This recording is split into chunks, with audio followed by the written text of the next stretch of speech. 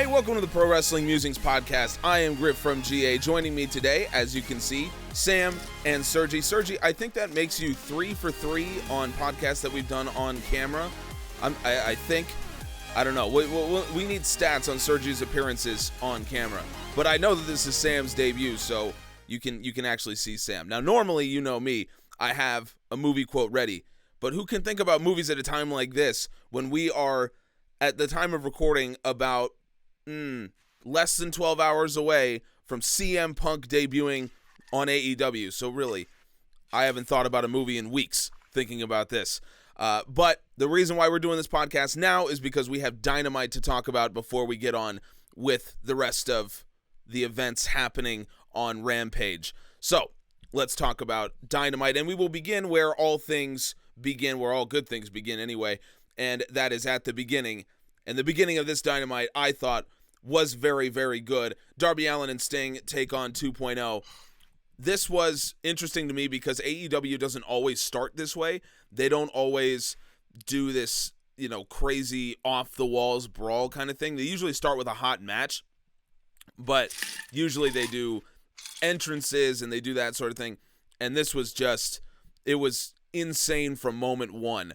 And it was surprising because I figured, and I think many did, that the Young Bucks versus Jurassic Express would probably open the show. But instead, 2.0 came out, demanded that Darby Allin and Sting come out, and then we got this match. Sergi, we're a long way from Sting being in a cinematic match and then making his return to the ring on pay-per-view to now he's doing street fights on Dynamite. It feels like AEW is almost getting a little bit more comfortable with Sting being physical, and he seems to reward them. What'd you think about this match? Well, I last week, I believe we talked about Darius kind of defying gravity, and this week we have Sting defying time. So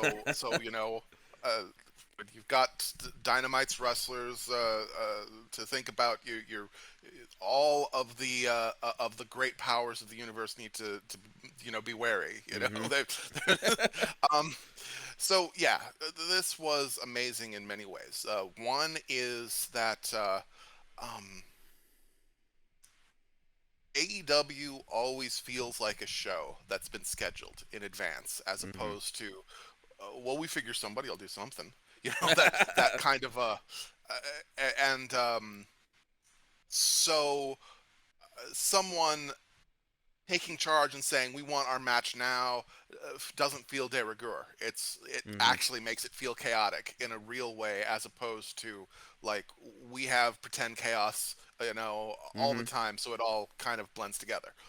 This doesn't happen often, and it made it special that instead, we thought we were getting a Moxley and Kingston doing something, and instead we got this match because of an attack, and them taking over and saying we want to do this now. Presumably it was scheduled for later within kayfabe, and that was fun. But I think that more notable was the match itself and the kinds of things that we got to see. I think that the most interesting spots to go back and like, oh wow, that was so much fun, was the balance spot from Darby. Yep. That was just fantastic to watch. And then the table no sell just killed me. And everybody that I talked to felt the same. It's like that just takes you back to childhood. I mean, if you watch WCW as a kid at all, it takes you back. I missed WCW's era, so I don't associate it in the same way. I mean, it's kind of new to me. Everybody else was like, oh, that's a classic Sting thing, and to no sell something and do the Tarzan chest thing. It's like, oh, really? Because I mean, even if you don't have nostalgia to it, like I don't really. Yep. It's still really effective, which makes sense because, like, people think like, it's nostalgia. It's like, well, once it wasn't nostalgia, once that was new, and it worked then too. Yeah, and it works for me too. It was just a really effective and fun bit, like it just 2.0 made that moment in so many ways because they were selling, the struggle of having to put him through the table and we're still down while he's popped up. Just and looking at him like, what the hell? And it was super fun, and then of course we got the double submission, which was just one of those, like, it could be so easy to get cynical about that, like, oh, burying the new tag team. It's like, it was just fun. Yeah. And 2.0 is the type of team that are Teflon. They exist to eat pins and show ass, and it doesn't matter because their attitude. They're just always going to be the guys like, yeah, so what? We're still Right. gonna throw ourselves at the next challenge, whatever it is. 2.0 has that great spot right now where they're, I don't want to say straight up comedy because comedy implies something different, but they're funny and they're entertaining, and they're there for exactly what you said. They're there to eat pins until they're not. If AEW ever says, you know what, let's pull the trigger on these guys, they can easily become a more serious team. But for right now, they fulfilled their purpose. They were heels. The fans booed them, which, as we've talked about many times on the podcast, is very hard in today's modern wrestling to get fans to boo you if you're a true heel, and they can do that. And then, yeah, I agree with you. That double submission spot was like, if it was most other people, if it was most other shows, if it was most other matches, it probably would have been kind of dumb. But it's Sting. You kind of, I play it off. My headcanon is he's got that old man strength, where he has no right to be as strong as he is. That's how I think about it. And that was just fun. And the one thing that I will say, if you're watching this, I may or may not have stat graphics on the screen for you, so I apologize if we don't have that. But we do have the actual stats. Craig has given credit for 2 Scorpion Death Drops and 2 Scorpion Deathlocks. So Darby and Sting have 4 finishers. So that's which, Craig, I appreciate you doing that. That was a great job. Sam, I mean, as far as this match goes, obviously it was very fun. But I think the larger question is, obviously Darby Allin is a star and Sting is making him better. So where do you think these two go as a pairing? Do you think this match shows anything about, whether Darby and Sting might have a future teaming together, not in terms of, chasing titles or anything like that, but in terms of, is this story between them going to involve more tag matches with Sting being in the ring? I think this match existed to be Sting's big return to TNT, and he was the featured guy in it. Sting has been remarkably unselfish most of the time. The point of him being in this program has been really to put Darby over as this up and coming superstar, and he's succeeded in that. But this match, I think, existed to really just cement Sting as just this almost other being, and this just force of nature that is part of the AEW canon, and not out that a kind of universe breaking force of nature, but one that exists within the AEW universe, but just as you said, defies time. He's this legend that has defied time, that is just always going to be this force lingering, at least for the moment. In terms of the program between these two, I mean, these guys have set up some sort of relationship, and this is a company that respects the relationships that these fictional characters have between one another, and it uses those fictional relationships to build programs, to build out just this complex web they've got. We saw that with what they've done with Kenny and Hangman. Mm-hmm. We've seen it with Darby and Cody, Darby and Moxley, Moxley and Eddie. The way these characters bump off one another is how they generate stories in this company. And so I don't know what the future is exactly. I know when Darby was having that TNT run, there was a couple of times where I saw him and Sting almost looking at each other as if they were like ready to challenge one another, and Darby looked like he was ready to challenge Sting, and not in a vindictive, like I'm going to go and get you, old man, sort of way, but just in a way of like, I deserve your respect, and I think as part of that, I want to fight you. Mm-hmm. I think that will happen at some point, and that'll be huge when it happens. When I don't know, it could hit full gear, it could be at full gear 2023. Depending how long Sting lasts, it wants to keep lacing up the boots and Right. fighting. But for what this match was, it did just a fantastic job. And 2.0, I mean, they can take pins all day. They're just in Australia, we'd call them a bunch of buffheads. I guess the term in America would be like knuckleheads, and they're just like two guys that are too dumb to know that they're beaten, but will call out they'll call out John Moxley and Eddie Kingston because because they think they can get it done. They're Yep. the only ones that think they can get it done. And they can just get beaten all day, but because they've got that belief in themselves, exactly. they can just because they do connect and can communicate that, you can the possibilities for them is just fantastic in this company. It's a great signing. Yes. And I've been on the record of saying AEW doesn't need to sign anyone more for the rest of the year. But they keep unearthing these gems, and this is just another one. That's absolutely right. And the funny part is, they'll, like you said, they'll call out anyone because they don't realize what their level is. But Danny Garcia, exactly. who's the straight man, is the one who has to deal now with Jon Moxley. So in storyline, you've got these two brash dudes who, brought in Danny Garcia, and now Garcia's going to get murdered by Moxley because they kind of influence his own personal arrogance. But I think 2.0 is officially All Elite now. I think I saw that somewhere. So Yep. look, I saw the graphic somewhere on the AW Twitter, because you can never trust the graphic if you just see some random. exactly. If you could do that, then everyone in the world would be All Elite at some point. But I think from AEW's perspective, I definitely agree with you that it seemed like there could be no more signings for them, especially given who is coming a little bit down the line.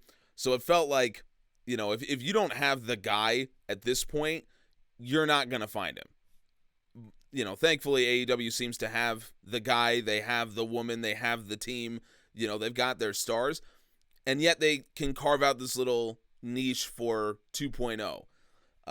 And I said the same thing about certain people, like when Tony Nese was spotted backstage. I said the same thing. There's always going to be room for characters that entertain people, and 2.0 entertains people, and they don't need to win. There's room there. There's not a lot of room for people that need to win, for people that are going to challenge for titles, but there is a lot of room for people who are entertaining, and in my opinion, 2.0 fits that bill. So, Sergio, I'll give you the last word on this. Talking about Sting and Darby, would you have any appetite for that becoming physical between the two of them and leading to a match between the two of them, or do you feel like this is a story that can begin and end in the tag team arena? I think that it's certainly a story of mutual respect and needs to remain that. That doesn't mean that it can't get physical because of the characters that Sting, and especially the character that Darby is. Darby has never been the kind of guy like Cody. When things were starting to get heated between him and QT, he felt weird about fighting him.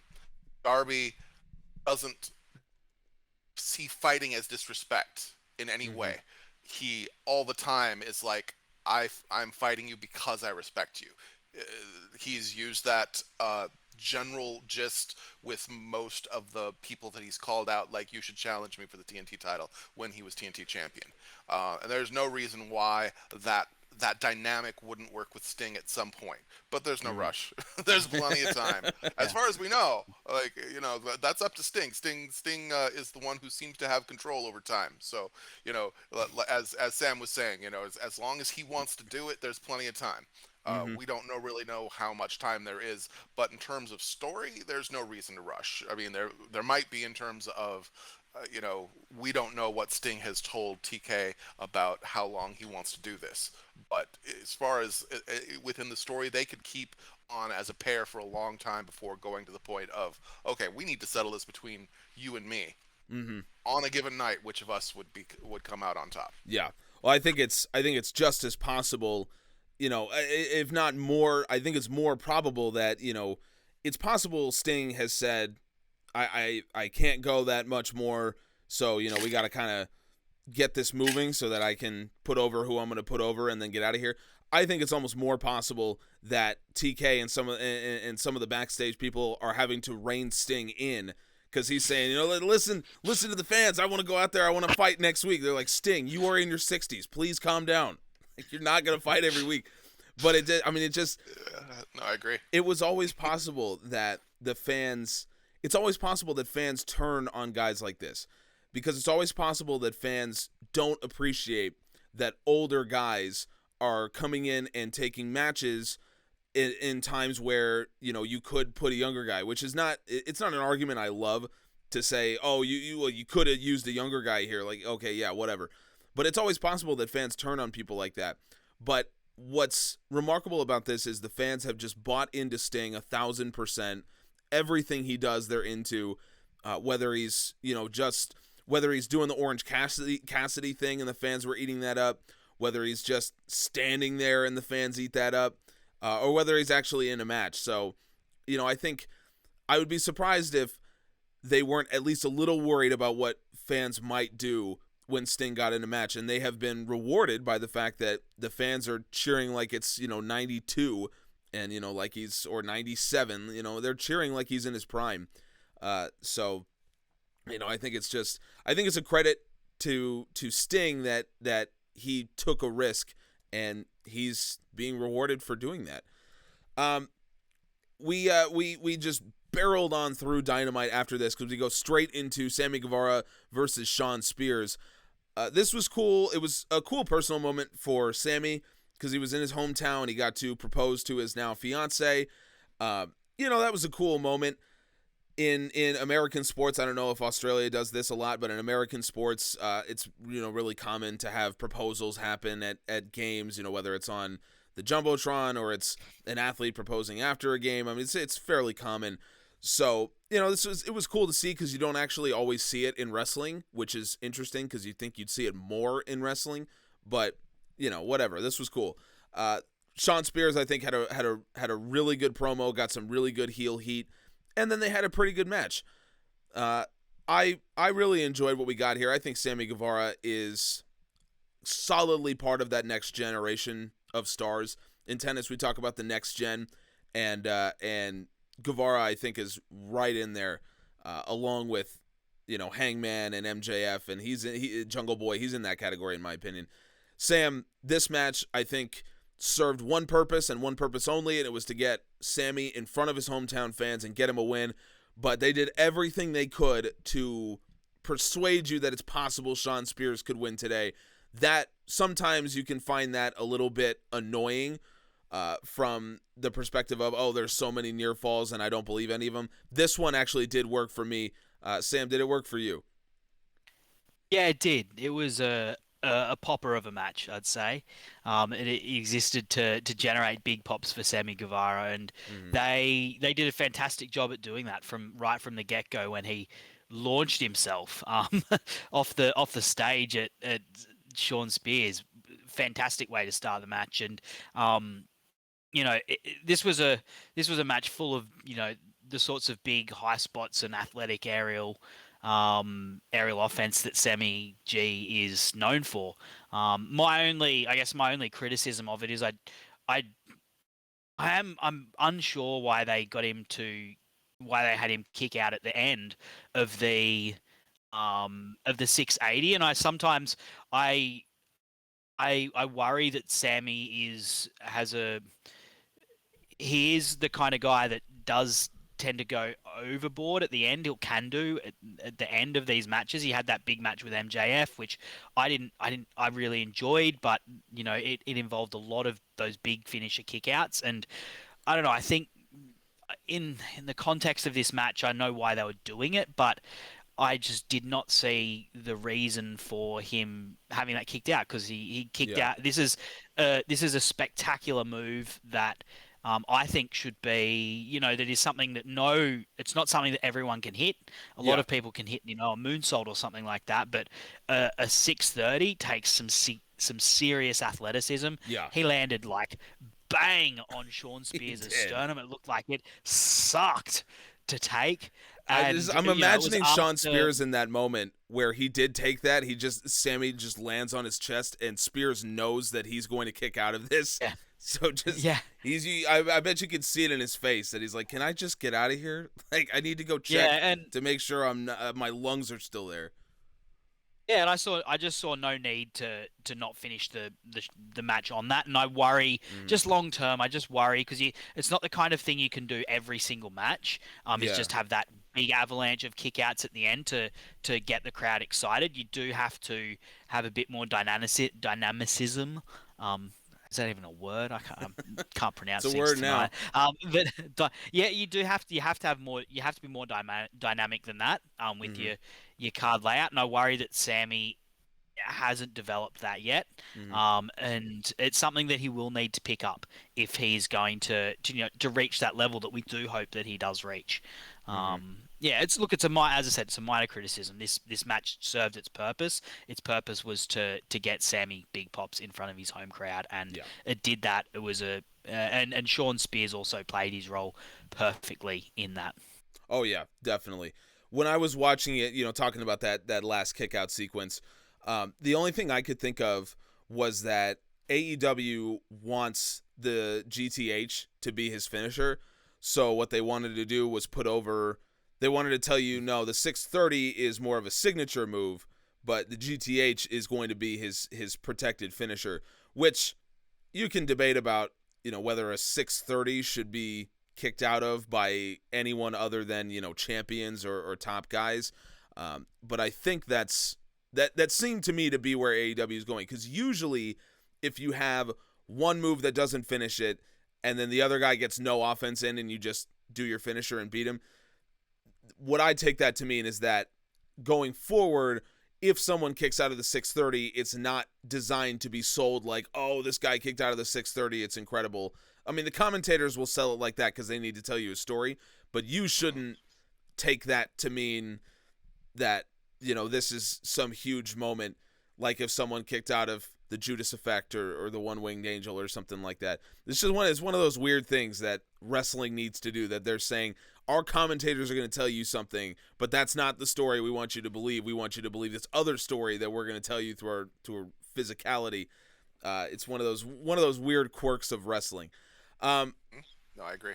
Sergi, this match was I agree with Sam. I mean, you look at the stats. Well, hopefully you can look at the stats, but I'll tell you the stats.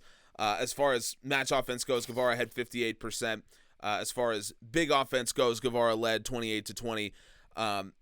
This was definitely a match to get pops for Sammy Guevara, to get heat for Shawn Spears. I think they played their roles really well. So, from your perspective, as someone who does styles make fights and someone who analyzes this kind of stuff, it seems to me that these guys can pretty much work with anyone. And I've said that for a while about Shawn Spears, that it feels like he can have at least a passable match with just about anyone. He works many different styles, and Sammy is just a tremendous athlete. So going forward, it feels like both of these guys could have big roles in programs, obviously going in different directions. Sammy is trending upward. Shawn would just be helping put over someone else who's trending upward. But it feels like these guys, from a match perspective, could have some really good ones going forward. What do you think? Oh well, yeah, of course they're great, but I to go back to the other thing that you were saying about the change of finisher versus signature move, and I completely agree, and I think I'd expand on that further. Of that a lot of what this match was doing, besides the obvious. I mean, we definitely. It seems crass or cynical to say, but we definitely used the proposal to really get Sammy some genuine babyface heat, because he's always been more of a brash babyface, Mm-hmm. not like a sweet babyface like Like a Jungle Jungle Boy. Boy or something. Yep. But he got some of that feeling of, we're really rooting for this guy, as opposed to we're rooting for this guy to be okay, as opposed to, well, he's fun because he kicks the bad guy's ass.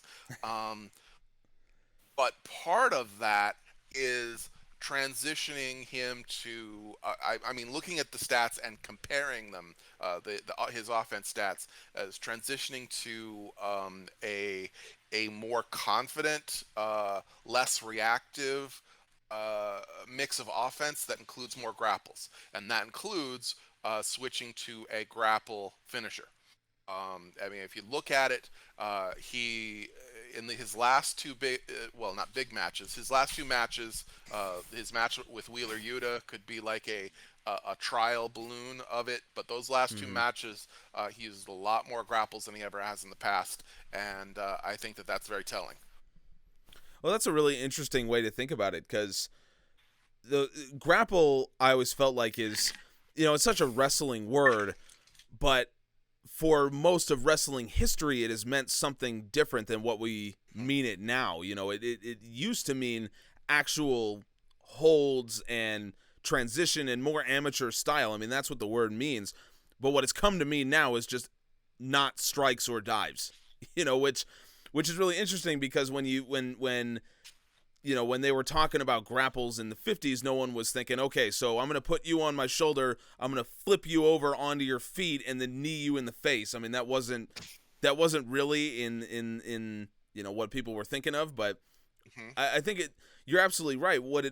The new meaning that's taken on now, because it covers so much ground, what it means is, as you develop more, an easy way to tell that story in the ring, and what we see when we look at the stats, is that you start to have more grapples. And that, because what it means is, you're not a pure striker, and as you get better, you have to rely on something more than just dives. And that's something that AEW has actually borrowed a lot from New Japan. AEW is made by all these guys who came from New Japan, lots of guys who made their careers there.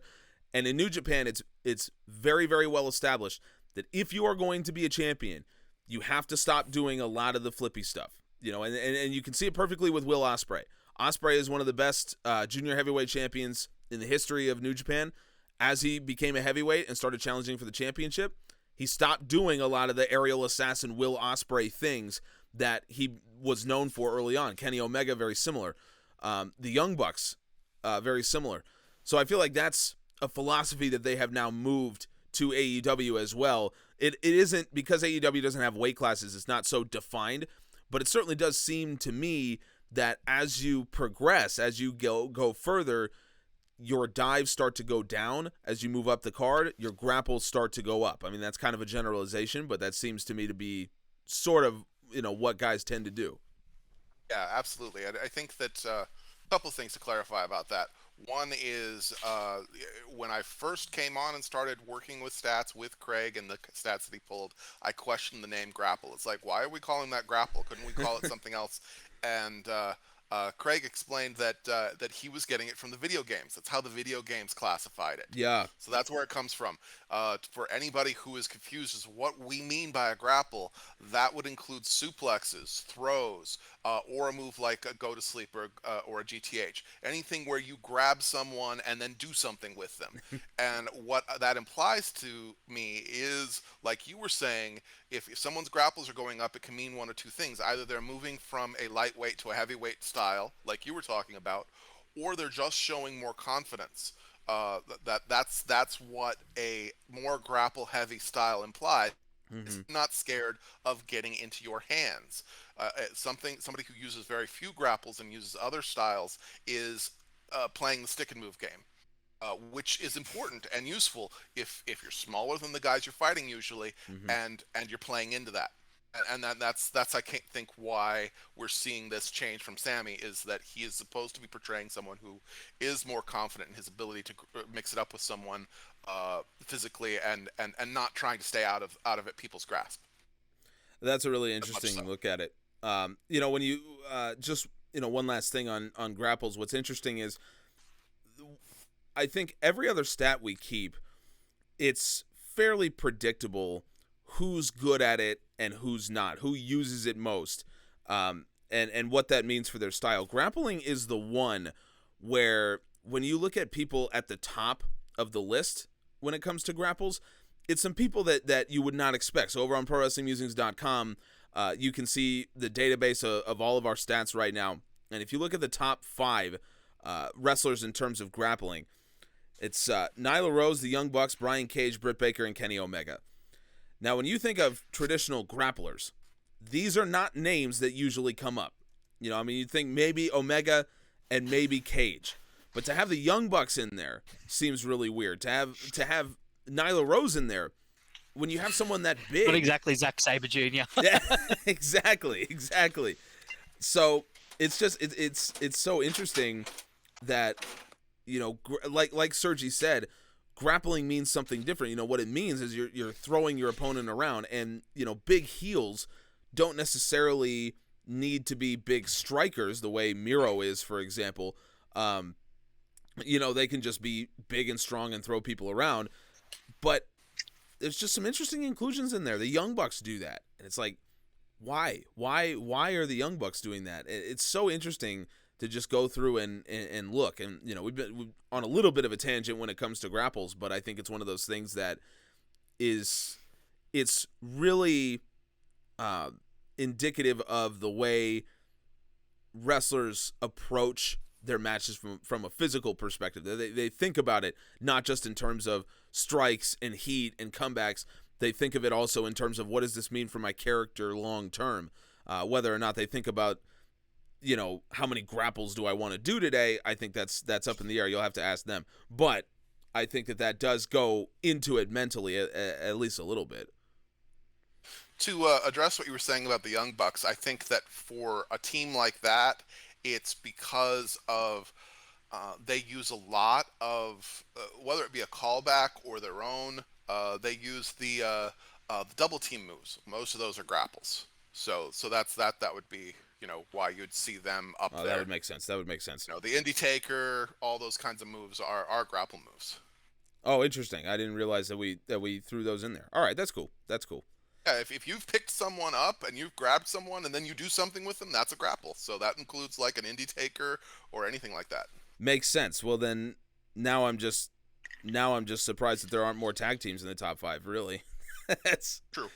But I think that a big part of that is a lot of tag teams will have that move once in a while. They'll throw it in as a big transition move or as a finisher. Yeah. Whereas Young Bucks throw them at you over and over. They kind of spam them so to speak. Yeah. That's kind of their thing, is whether it be a grapple, an Indie Taker, or something like that, or it be a super kick. They'll spam moves that most people would consider finishers, and I think that people don't understand what story they're telling with that. And I apologize, we're getting on a tangent about a team that we will be talking about. Yeah, we're about to talk. Why don't we transition to talking about them? They've got a match. So since we're already talking about them, all right. The thing is that it's intended to show that their versions of it are relatively weak. People like, oh, they're ruining that move. It's like, no, they're showing that their own weakness. Mm-hmm. We've got to spam these moves in order to win. We can throw it at you over and over and over again, and that works for the kind of stories they tell, which are a little different and effective because they are different, because mm-hmm. they're doing something different. And when people watch them and watch them regularly, they get the understanding of, oh, this is different because they do it this way.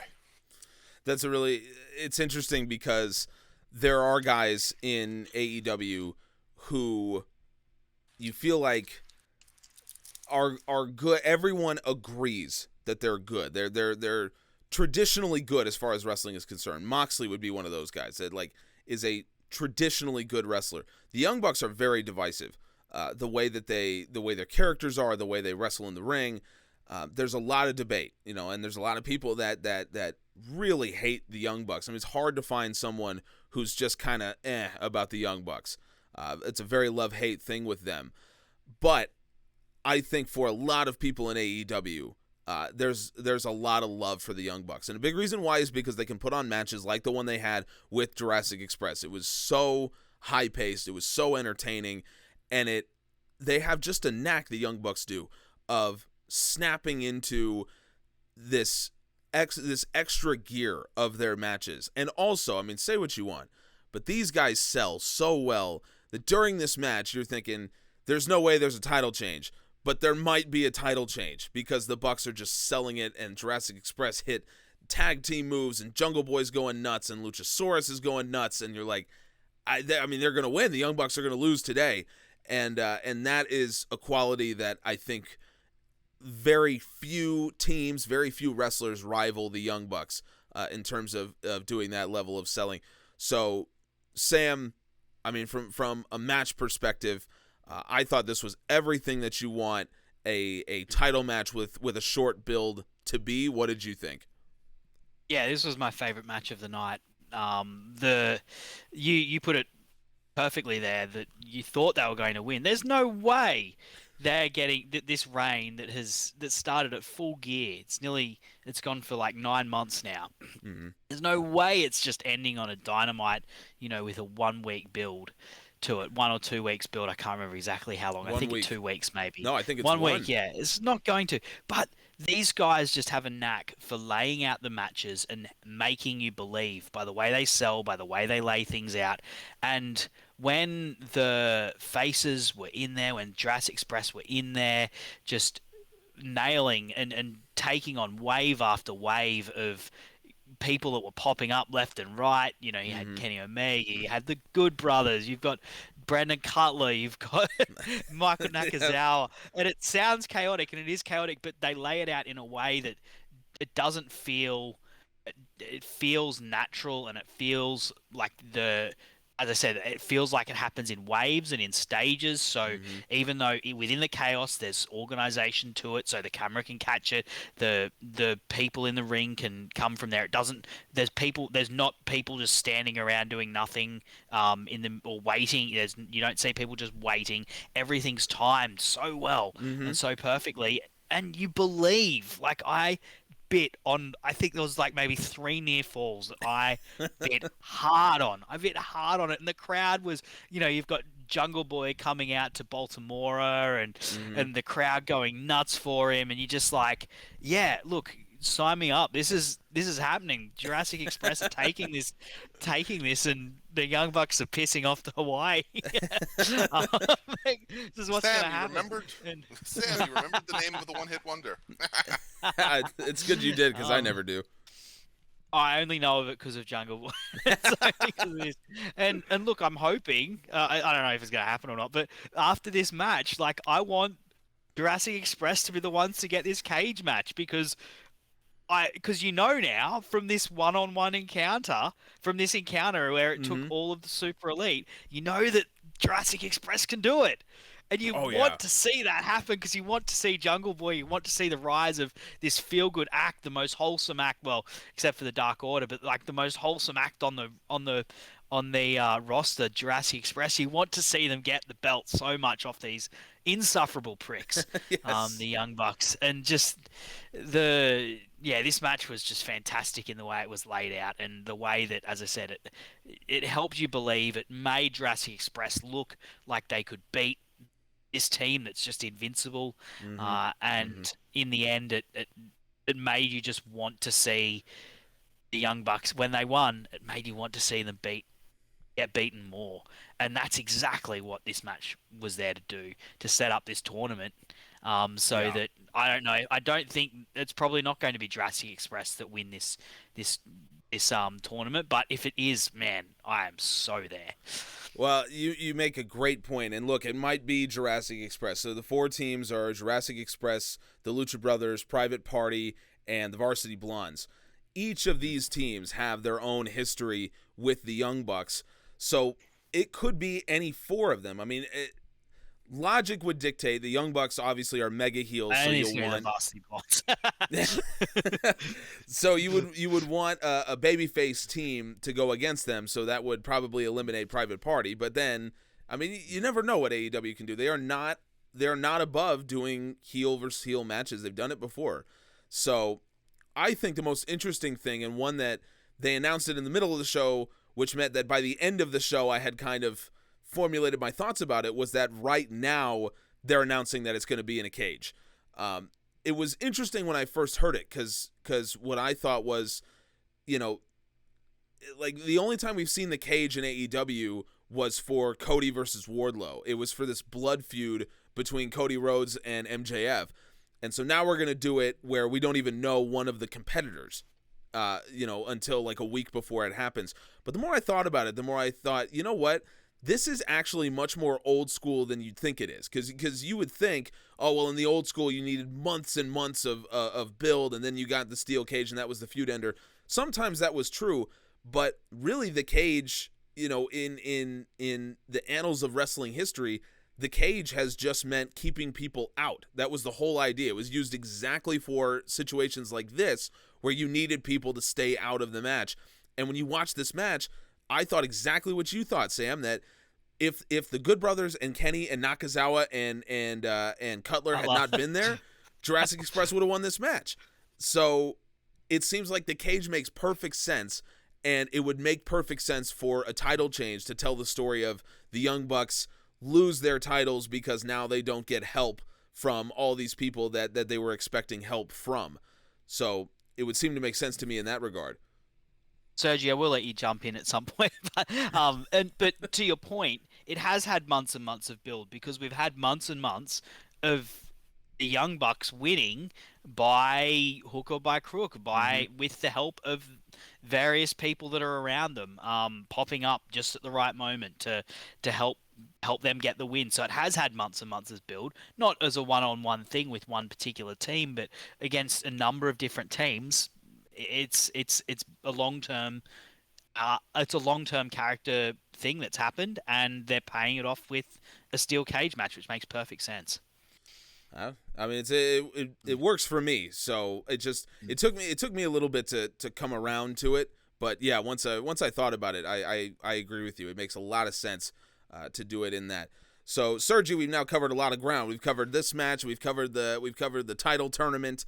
We've covered the steel cage aspect of it. So I don't always do this, but because you do Styles Make Fights, I trust you with this. I'm gonna tell you whatever you wanna weigh in on, from the match to the tournament to the steel cage. Please do. I want to hear your perspective on all this. Okay, I completely agree that that's how I took the stipulation as well. Very much an old school. Jack Tunney has come down with an edict of this is how we're going to get these heels under control, kind of a thing. That's what it's about, and that makes sense. That's a great way to use a cage. This is just to, and the one thing about that, and I think that it's funny. The Young Bucks, actually no, it was FTR. The Jurassic Express had a similar type of a stipulation when they were having similar problems with Tully Blanchard helping FTR, and instead of a cage match, they did the old school handcuff match. That was really interesting. So this is kind of the same sort of general kind of thing in terms of that. Until you pointed it out, it didn't even occur to me that Jurassic Express could get another shot. It's like, well, they already lost, so they're probably going to get eliminated. But then it's like, oh yeah, good point. They only lost because of all of the outside interference. Mm-hmm. So it would make a story for them to get another shot where the outside interference is eliminated. So yeah, that's, and they're up a against possibility. on Rampage. They're up against another group of people who are notorious for their outside interference. It's Private Party and the Matt Hardy family office. So Yep. Yeah. Obviously less effective than the Young Bucks and the Elite. Yeah, by a straight. But I think that another thing about it is that I mean, there were many reasons, just the skill of the people involved, of getting people to suspend disbelief and think for a moment, like maybe this will really happen, like Sam was talking about.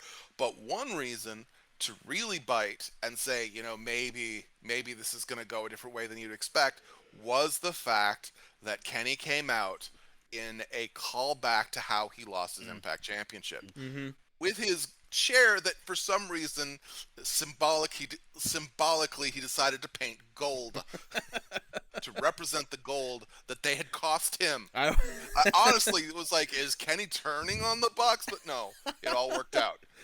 I kind of want a video package of Kenny. You remember before the exploding barbed wire death match? Yes, exactly. You remember that? I want that with the gold chair. It's just someone is spray painting chairs gold. Don Callis is chasing people out.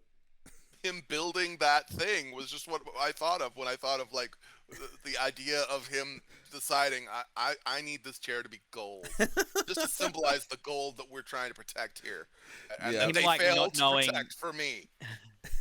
Him not knowing how to spray paint something, going to Mox's room and thinking, should I go in and find out off Mox how to spray paint something? Or no, I think better of it than that. It's not going to end well for me.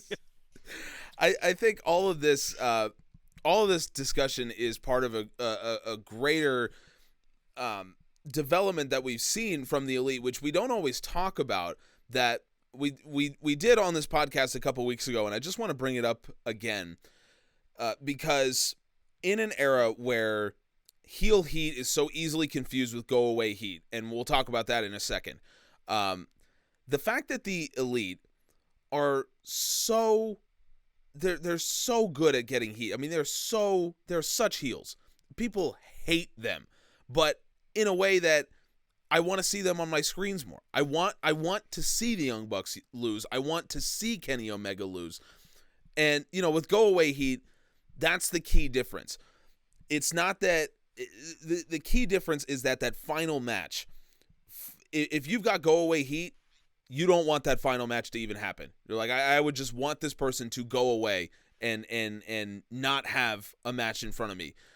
With heel heat, you want that final match to happen. And that's the key difference between heel heat, between good heat and go away heat, is whether or not you want to see that final match. And for every member of the Elite, in my opinion, I want to see them get their ass kicked by somebody. I want to see somebody beat the hell out of the Good Brothers. Whether it's on Impact or whether it's the Dark Order getting another shot at it, I want someone to do that. I want someone to beat the hell out of the Young Bucks. I want someone to beat the hell out of Kenny Omega. I want that one to be Hangman. And that's the whole idea of what heels are supposed to be. These guys, say what you want about the antics and the comedy and the fourth wall breaking and whatever you want to say, but I think there's no doubt that it's effective. They get thousands of people to boo them every single time they're on the screen. And to go from these guys who were beloved, I mean, these are guys that created AEW. These are guys that people loved in New Japan. These are guys who are some of the greatest wrestlers in history. I mean, you would think that, there's no way these guys will get booed. And yet here they are. They've actually made themselves great heels, and people didn't even realize they were doing it. It's just almost like you woke up one morning and you were like, wow, I just hate the Elite. And you don't realize why until you actually go back and you look and you're like, wow, everything they do is designed to get heat. Everything they do is that's what I love about them. The Space Jam stuff, you're supposed to be annoyed by that. That's the whole point of it. The fact that they tried to, they were dribbling the basketballs and they missed dunks and stuff like that. That's the point. You're supposed to be annoyed. So I just want to commend them, because it's so hard to do that in today's wrestling, where it seems like the majority of fans are the smarks like us, where there is no real heel heat with us. We either have go away heat or, we like you because we appreciate you as a heel. Well, these guys have kind of broken the mold, and I want to see them lose in all the right ways. So I want to give it up to the Elite. They've done a lot of work in that. It shows how well they understand the business. Absolutely. It's something that AEW has done really well throughout its tenure. Like, you look at Chris Jericho early on. He managed, this is a legend. This is a guy that people love and who is, in his run as a legend, and who's thrown his lot in with this ragtag upstart, and yet he got booed because he was the top heel. AEW have created an environment where the fans will go along with the story. They haven't poisoned the well with their fans and their audience, so the fans will go along with the majority. Well, yeah, with the main stories. There's exceptions to that, of course, because it is a smart wrestling crowd, but for the most part, they go along with the story. The heels get booed, the faces get cheered. There's, as I said, there are exceptions, but for the most part, and particularly at that top level, where you do have these people who are beloved, they craft these stories that get the reaction that they want, and the crowd goes along with it. I don't know. She's a dentist of all things. I'll never understand why the fans won't boo her. Good point. Very cool. With the Elite, yeah, it's amazing because of the fact that, it's easy. Like Jericho showed one of the best ways back several years ago. It's like, if people are unwilling to boo me because I'm entertaining, I will pull all of it out of me. The serious man, the honorable man, Jericho, did a fantastic job of it. But the Elite do an amazing job of being hateable at the same time as they're being funny and entertaining. You can never deny it's not like they're just being boring on purpose to get you to boo them. Well, on the flip side, Jericho was being boring on purpose in a way that was also pretty funny because he was self-aware of it. I'll give you that. But they're funny in a completely hateable way. They're entertaining in a completely hateable way, and that's pretty amazing by itself. Yeah, I absolutely agree.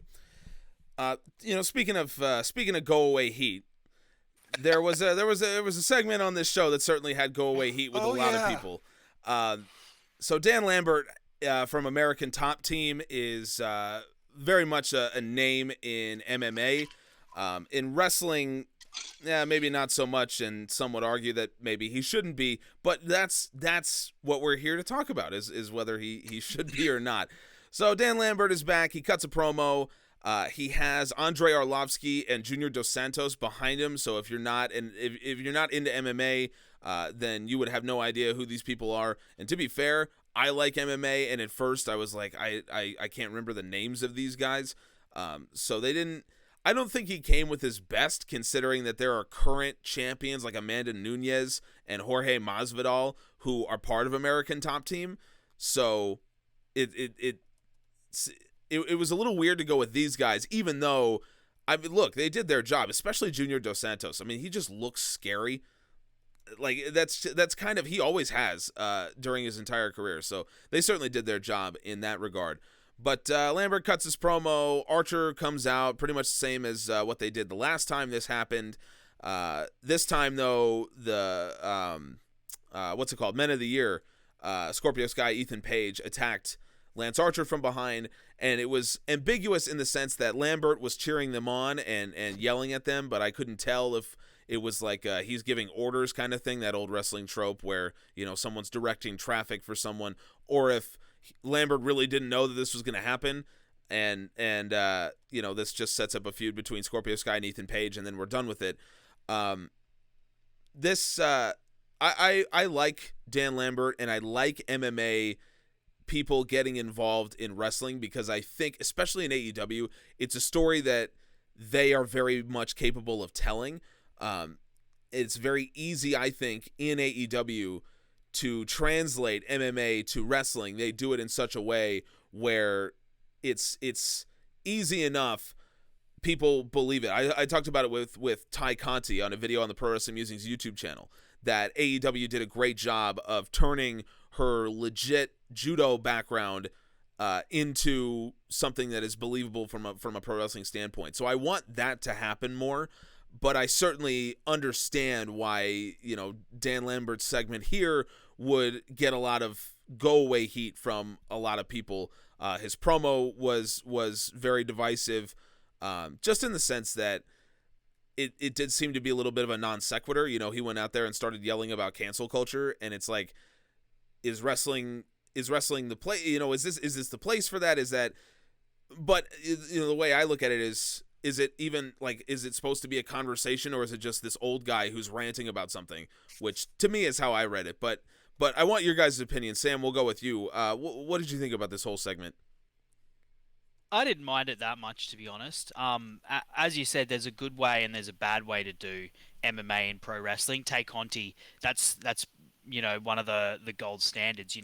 Showing that there's crossover skills. Within kayfabe, obviously we know MMA is real, pro wrestling's fake. But that's the point. Is when you're watching pro wrestling, for the people inside the pro wrestling, it's real. It should be real. Right. And the way to do it is to be like, look, there's crossover. These are two combat sports, so of course there's going to be transferable skills, right, which is what they've done with Tay Conti. That's how they presented Ronda Rousey, Kurt Angle. The bad way to do it is like New Japan in the 2000s, where you just have the MMA fighters come in and go, we're the real fighters. Or there was even like some TNA stuff that happened when they had Rampage Jackson and Tito Ortiz on it in the 2010s.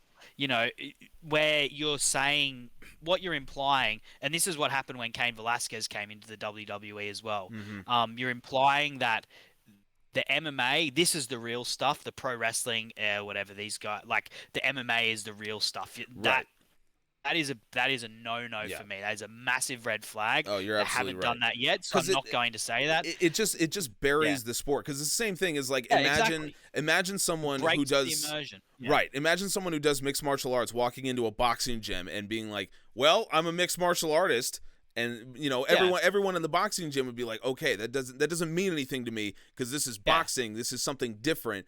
But for some reason in the history of wrestling, people have done that they've walked in and they've just been like, "Well, I've done MMA," and everyone's like, "Oh my God, he's done MMA." I'm like, that shouldn't matter to you. You are massive people. You jump off top ropes. You put people through tables. Like, why does that matter? So I agree with you. I mean, there's been lots of bad examples.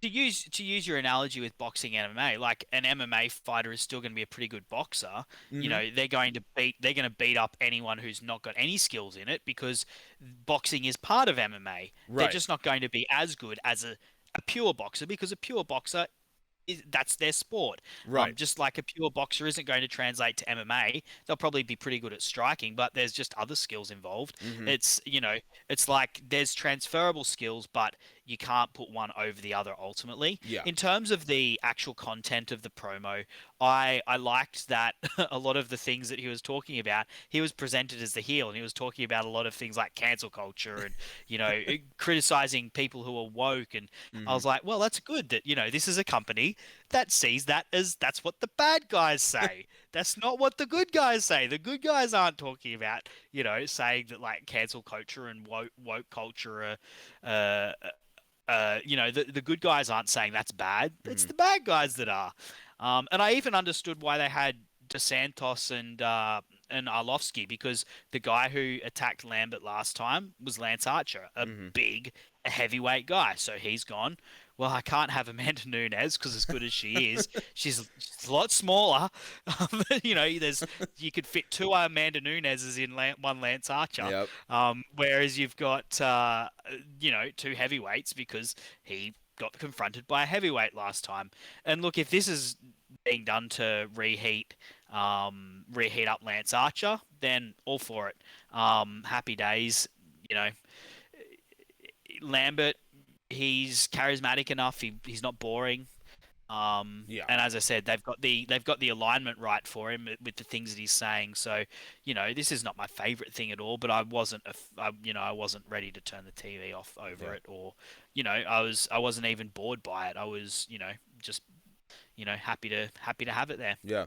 Well, look, I think, people complain about how people don't have character. They don't, they can't cut promos anymore. You can't say that same thing about Dan Lambert. I mean, the guy, you can criticize what he said. You can say whatever you want. But look, I mean, I think the guy's a good promo. I mean, he's charismatic. You can tell what his character is, and he's just, in my opinion, he's fun to listen to. He has that sort of, why is this old man yelling at the sky kind of vibe, which you can't have too much of that. Yeah, well, you can't have too much of that. But I think I think for him, it does work, and I agree with you in terms of the fact that it was Dos Santos and Arlovsky. Again, these guys did their job because they looked intimidating.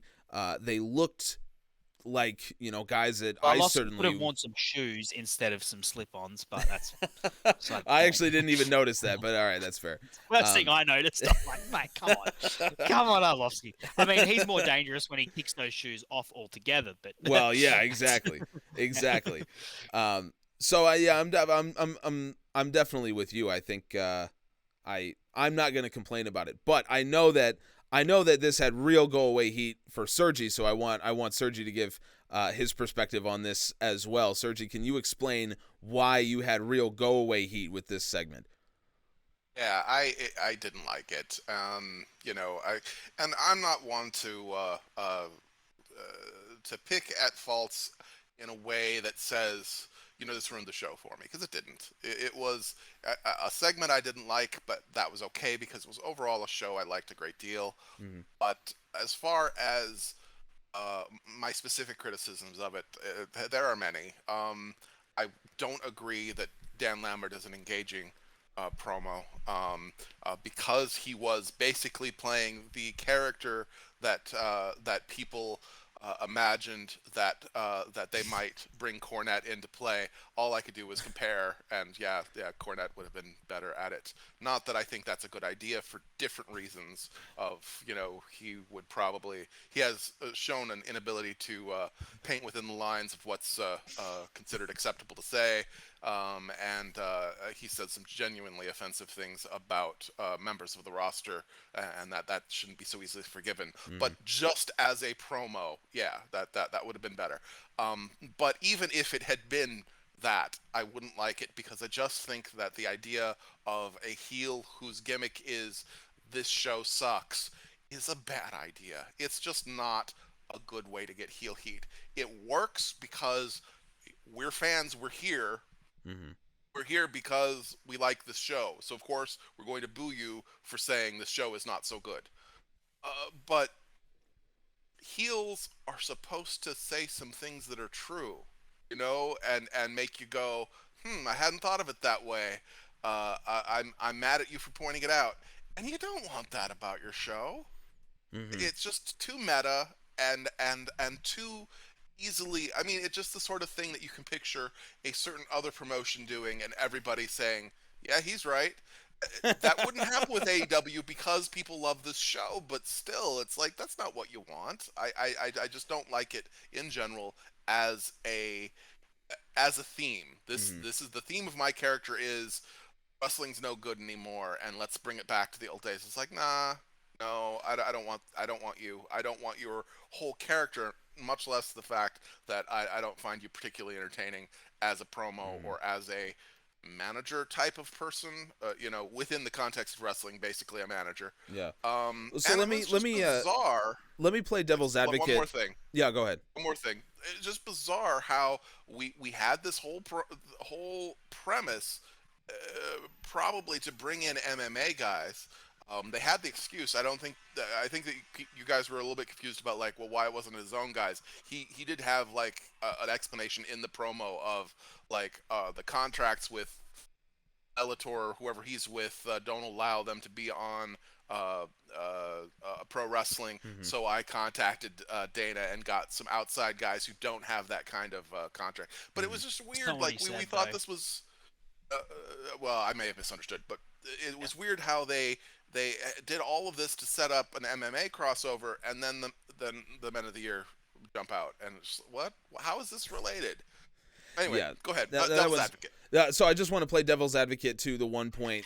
I would say, when you talk about having a little bit of truth there, I think there's I think there's two ways to think about that. I think you could say that heels need to say statements that are true, and some of them do.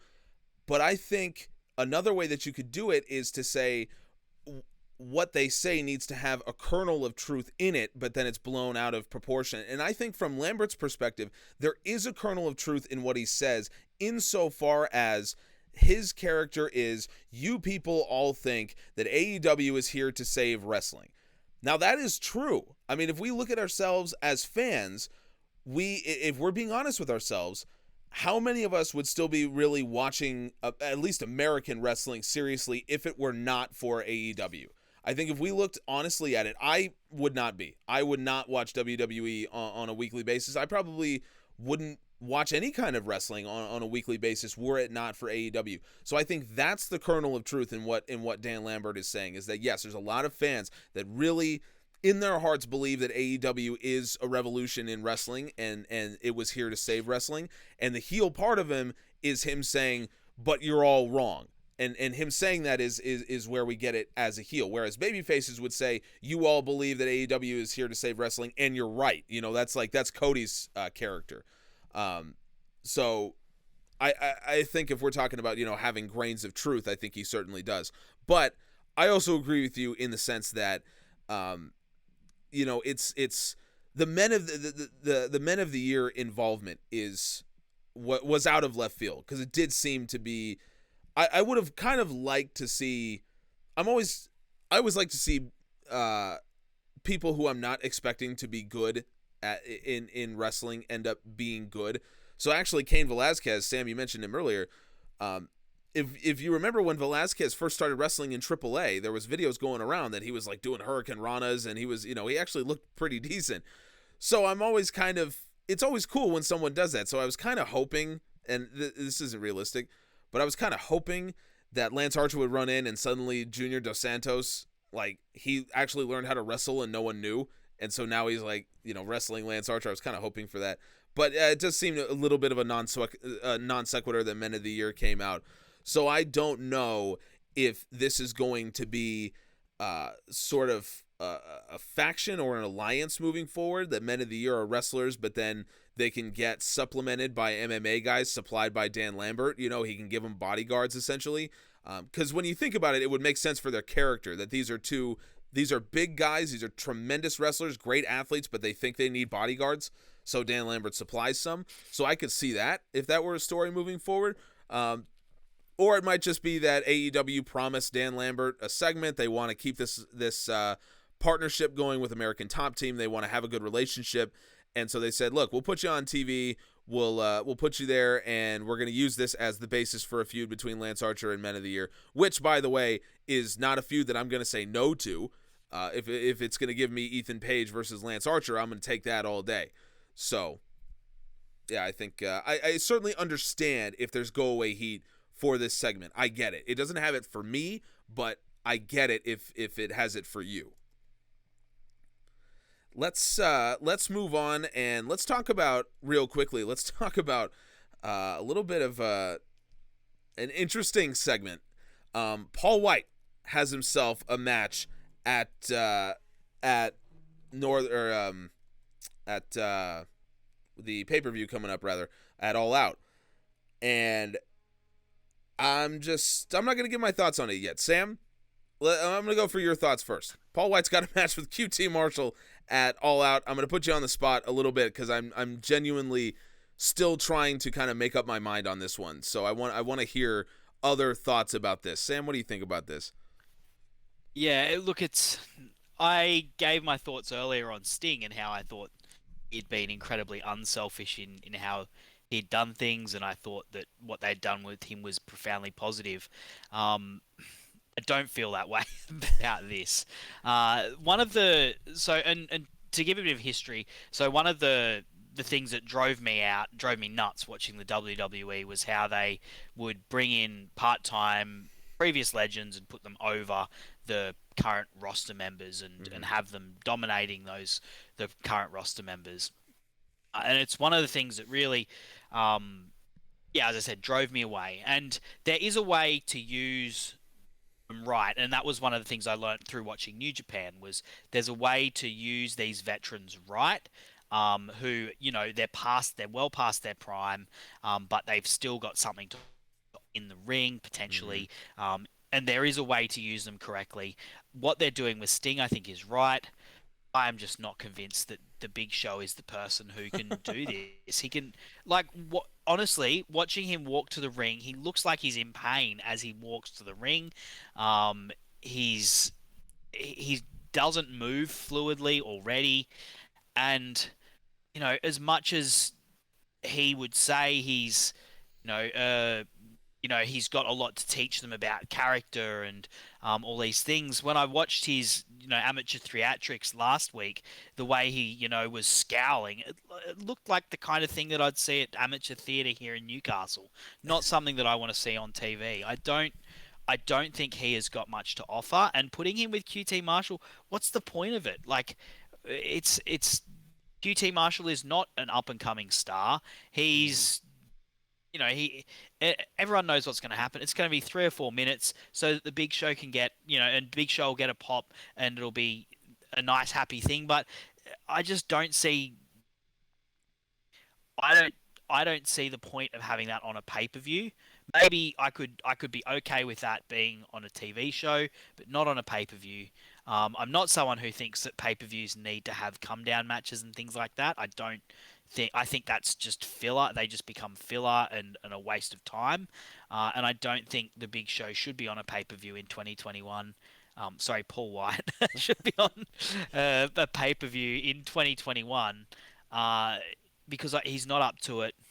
He's charismatic enough, but he's not a compelling wrestling character. Mm-hmm. Um, he got employed as an announcer, and I think that's what they should stick to him with, because he's pretty good at it. He's an Yeah. engaging guy on commentary, but he's just not. I could forgive the segment last week, because it made a bit more sense. As I said, I didn't particularly love the way it was played out, but this putting him on pay per view, I just don't see the point in it, and it's veering into territory that I do not want to see this company. I don't want to see this company getting into, and I think a lot of people who came to watch this company were pushed away from the WWE by things exactly like this. Um, That's definitely fair. I will play devil's advocate again, and I don't always do this, but I think there are several segments on the show that I genuinely don't really have my mind made up for, and this is one of them. The way Lambert was as well. Um, so to just play devil's advocate to what you said, because it's on pay per view, that makes me think that something's going to go down. This is a match on the level of like Matt Hardy versus Orange Cassidy. It's a match that the result seemingly on its face seems to be very clear. It's a match that no one would pay money to see. It's a match that some would pay money to not see. Um, so to me, the fact that Hardy versus Cassidy is happening on Dynamite, Paul White versus QT is happening on pay-per-view. And if any, I mean, Orange Cassidy's a much bigger draw than any of the other three guys. So the fact that Cassidy is the one who doesn't get his pay-per-view match, but QT Marshall gets a pay-per-view match against Paul White, to me, it kind of feels like there might be something going on here. Now, I hope that it's Anthony Ogogo. I hope that he's back. I hope that he shows up. And for all the jokes that I make about Ogogo, and I can make many, this one I do mean seriously. I think it is genuinely possible that Ogogo shows up, he returns after a few months, and he punches out Paul White. And it's this huge deal because like that's Paul White. He's a giant. He's a real life giant. I mean, if anyone remembers all the way back to his first debut in WCW, he was literally billed as Andre the Giant's son. So I mean, this is a guy who has meant big he is guy. a huge man. Exactly. And Ogogo punching him out, that talk about getting a guy over. So I really think it's a genuine possibility that happens, and I think putting it on pay-per-view means that this is not just a Paul White vanity project. I feel like there's a point in doing something like this. He is not a Sting level star where you put Sting on pay-per-view because people want to see Sting back in the ring. He's not on that level. So I think that there might be something else going on here, which is why my mind is open when I see this to think, okay, I think AEW has a plan. I don't think they're just going to give me a 4-minute Paul Wight versus QT Marshall match and call it a day. I feel like there's something else going on. Yeah, I don't know if I agree. I think that a lot of this is just harmless and inevitable. I mean, you say he came in as announcer. He came in from the start as, I'm going to be mainly an announcer, but I'm going to be back in the ring. Said it from the beginning. So this is basically getting it over with, which I've got no objection to. The man has a right to close out his career the way he wanted. And that's, it's very much, I mean, it's like what you were saying about Dan Lambert. One thing that could be a saving grace of that segment is maybe it was just a business arrangement. They wanted to keep things positive between them and America's Top Team, and they gave him this one segment, and now they're moving on. With Paul Wight, he is, as Sam pointed out, just really a lot better than you would have thought as a color commentator. He's just really good at it. Needs more polishing. He definitely sometimes trips over things, but he brings a really good perspective. A lot of times he'll bring up the kinds of points that I would bring up if I were there. Just the like, oh, that's a really interesting perspective on the strategy that this wrestler is using, just in a way that you don't always get. So I really enjoy him on color commentary. Couldn't have put him over more heavily than that. It's true. He brings up the points I'd bring up if I was there. I love it. There you go. But and just I feel like QT Marshall is exactly the guy you want in a spot like this. He's like 2.0 in the sense of just being the guy who can always lose and is there to eat pins. And you didn't go in expecting anything different. It's just like you said, it's 3 minutes. What's the difference? But you're right. QT Marshall. I'm sure. Don't get me wrong. It certainly could be that that like an Agogo or someone ruins it for him. But more likely it'll be post-match. He'll get his hero's victory, and then a Agogo or a Shaq will come out and set up one last thing for him. And that's now that's a fine way to go out. It's 2 or 3 matches, and we're done, and he's back on commentary. That's a fine enough way to you when you brought him in, you agreed to let him have a little run. Mm-hmm. It should be a little one because he doesn't have a ton to offer in the ring, but he is a legend. And there should be a little bit of an allowance made. Yeah. So you brought up Shaq. This is one. I mean, you're gonna. You can say that I'm biased for this, or whatever the case may be. But I'm just gonna be completely honest. Big Show versus Shaq in WWE, not interested. Paul Wight versus Shaq in AEW, interested. And the reason why is simply because I think there is room for spectacle in wrestling. There are companies that just do the sports side of wrestling. Ring of Honor comes to mind. That they just deal with the sport, the physical side of wrestling. That's great. And some of the greatest wrestlers of all time have come from Ring of Honor. We're going to talk about one of them in a minute. So it's totally fine. I got nothing wrong with that. But I think that wrestling going all the way back to the Carney days had an element of showmanship. I mean, obviously, Gorgeous George brought in character, but wrestling used to be in the carnivals. You went for the show, and wrestling was a piece of it. So I think there is always room for a little bit of show. It doesn't all have to be, title matches and competitive wrestling and all that kind of stuff. I'm here for a little bit of entertainment. Now, the reason why I wouldn't like to see it in WWE is because all WWE does is entertainment. It's like it's all flash and no substance. AEW, I think, if anything, tends to do too much substance. There's not a ton of this kind of spectacle. Like, it's just here so that you can see this. The last time I can think of that happening was the last time Shaq was on a show, and I really enjoyed that. So, to have Shaq versus Paul Wight, is it going to be a good match by any stretch of the imagination? Of course not. But is it going to be two of the biggest human beings you've ever seen going at it in a wrestling ring? That's what it'll be. And am I going to be entertained by that? Yes, you better believe that I will be entertained by that. So if that's going to be what it sets up, or if it's going to be a go-go, punching him out and getting put over that way, I feel like I understand Sam's reaction to this, and it's like on a pay-per-view that is presumably going to have CM Punk's debut match. It's going to have Kenny versus Christian. It's going to have all this other stuff. Why do we need Paul Wight versus QT? I get that. But on the other hand, if it is going to be 3 minutes and serve the purpose of a bigger story, whatever. And it's one of those things where this may be more of a backstage calculation for AEW, that they're thinking we're going to be getting older guys from WWE. We're going to be getting a lot of veterans. We want them to know that they're going to be happy here. And so this might be one of those, fans are going to live with a 3-minute match. No one's going to remember it. It doesn't matter. But it's going to mean a lot to Paul Wight.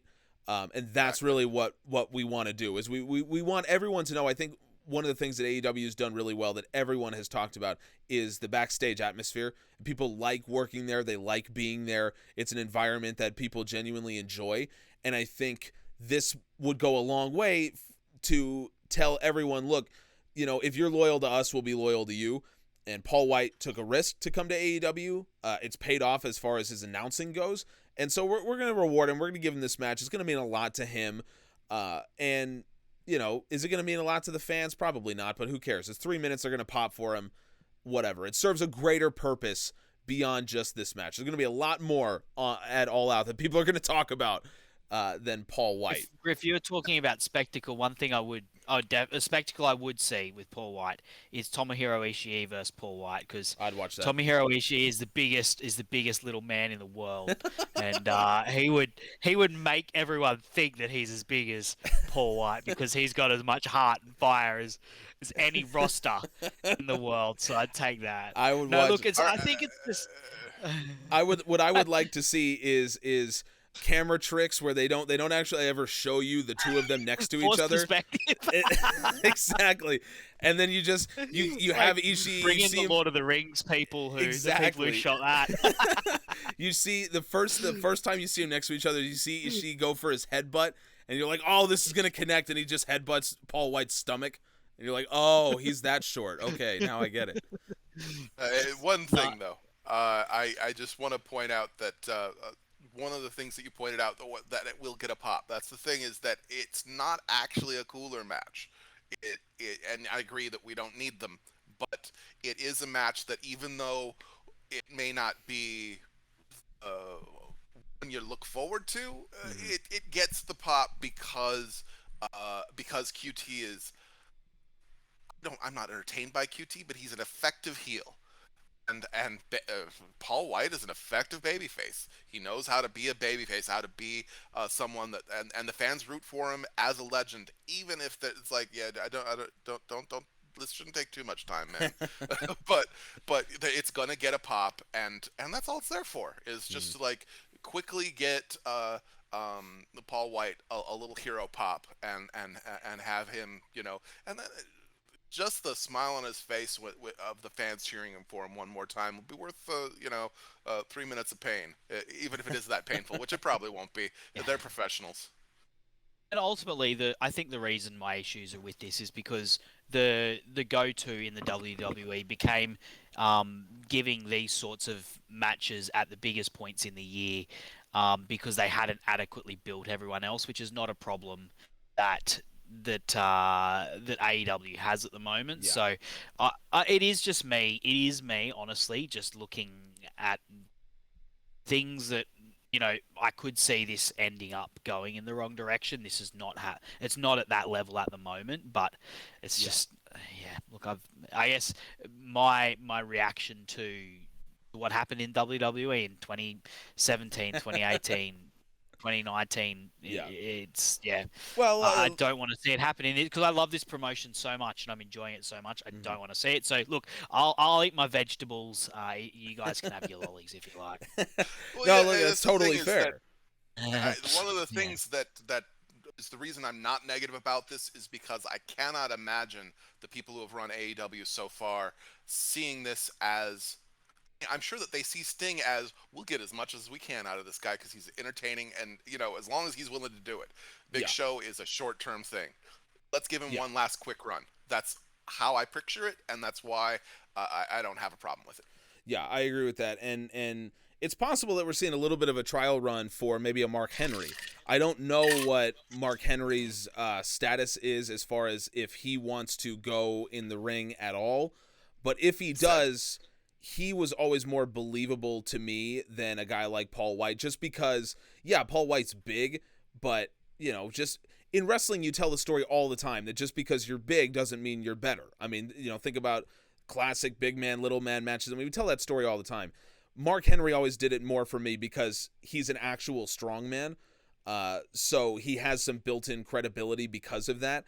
So this to me feels a little bit like a trial run where if you want Mark Henry to get in there and put over one more guy, this would kind of be the way to do it more or less. You would have him just demonstrate his strength, get in the ring, presumably get beaten, and then call it. And that would be more for the up-and-coming star who he's putting over.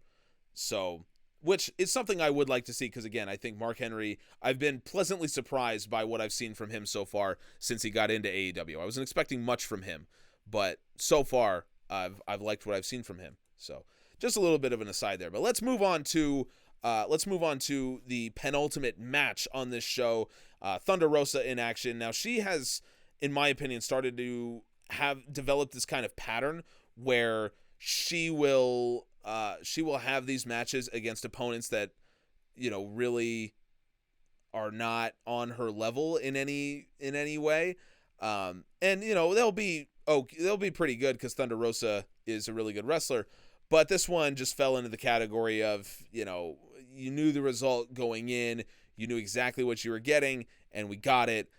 Thunder Rosa had 66% of the match offense. She had most of the big offense. She won with a submission, which was very interesting. She doesn't usually do that. But look, I mean, we knew the way this was going, and at times actually this was kind of sloppy. It felt like Rosa and Ford were not on the same page at times during this match. So it was decent for what it was, but it certainly was one of those where I had to write an email, and I did it during this match. So, Sam, what did you think? What did you think about this one? That's harsh, man. It was a short email. Yeah. Look, I agree. The start of this was a bit sloppy. Poor Penelope Ford. She was actually in her manager's gear because the aeroplane she flew on lost her luggage. The airlines lost her luggage. I was actually wondering about that. She was in a manager's gear instead of her actual wrestling gear.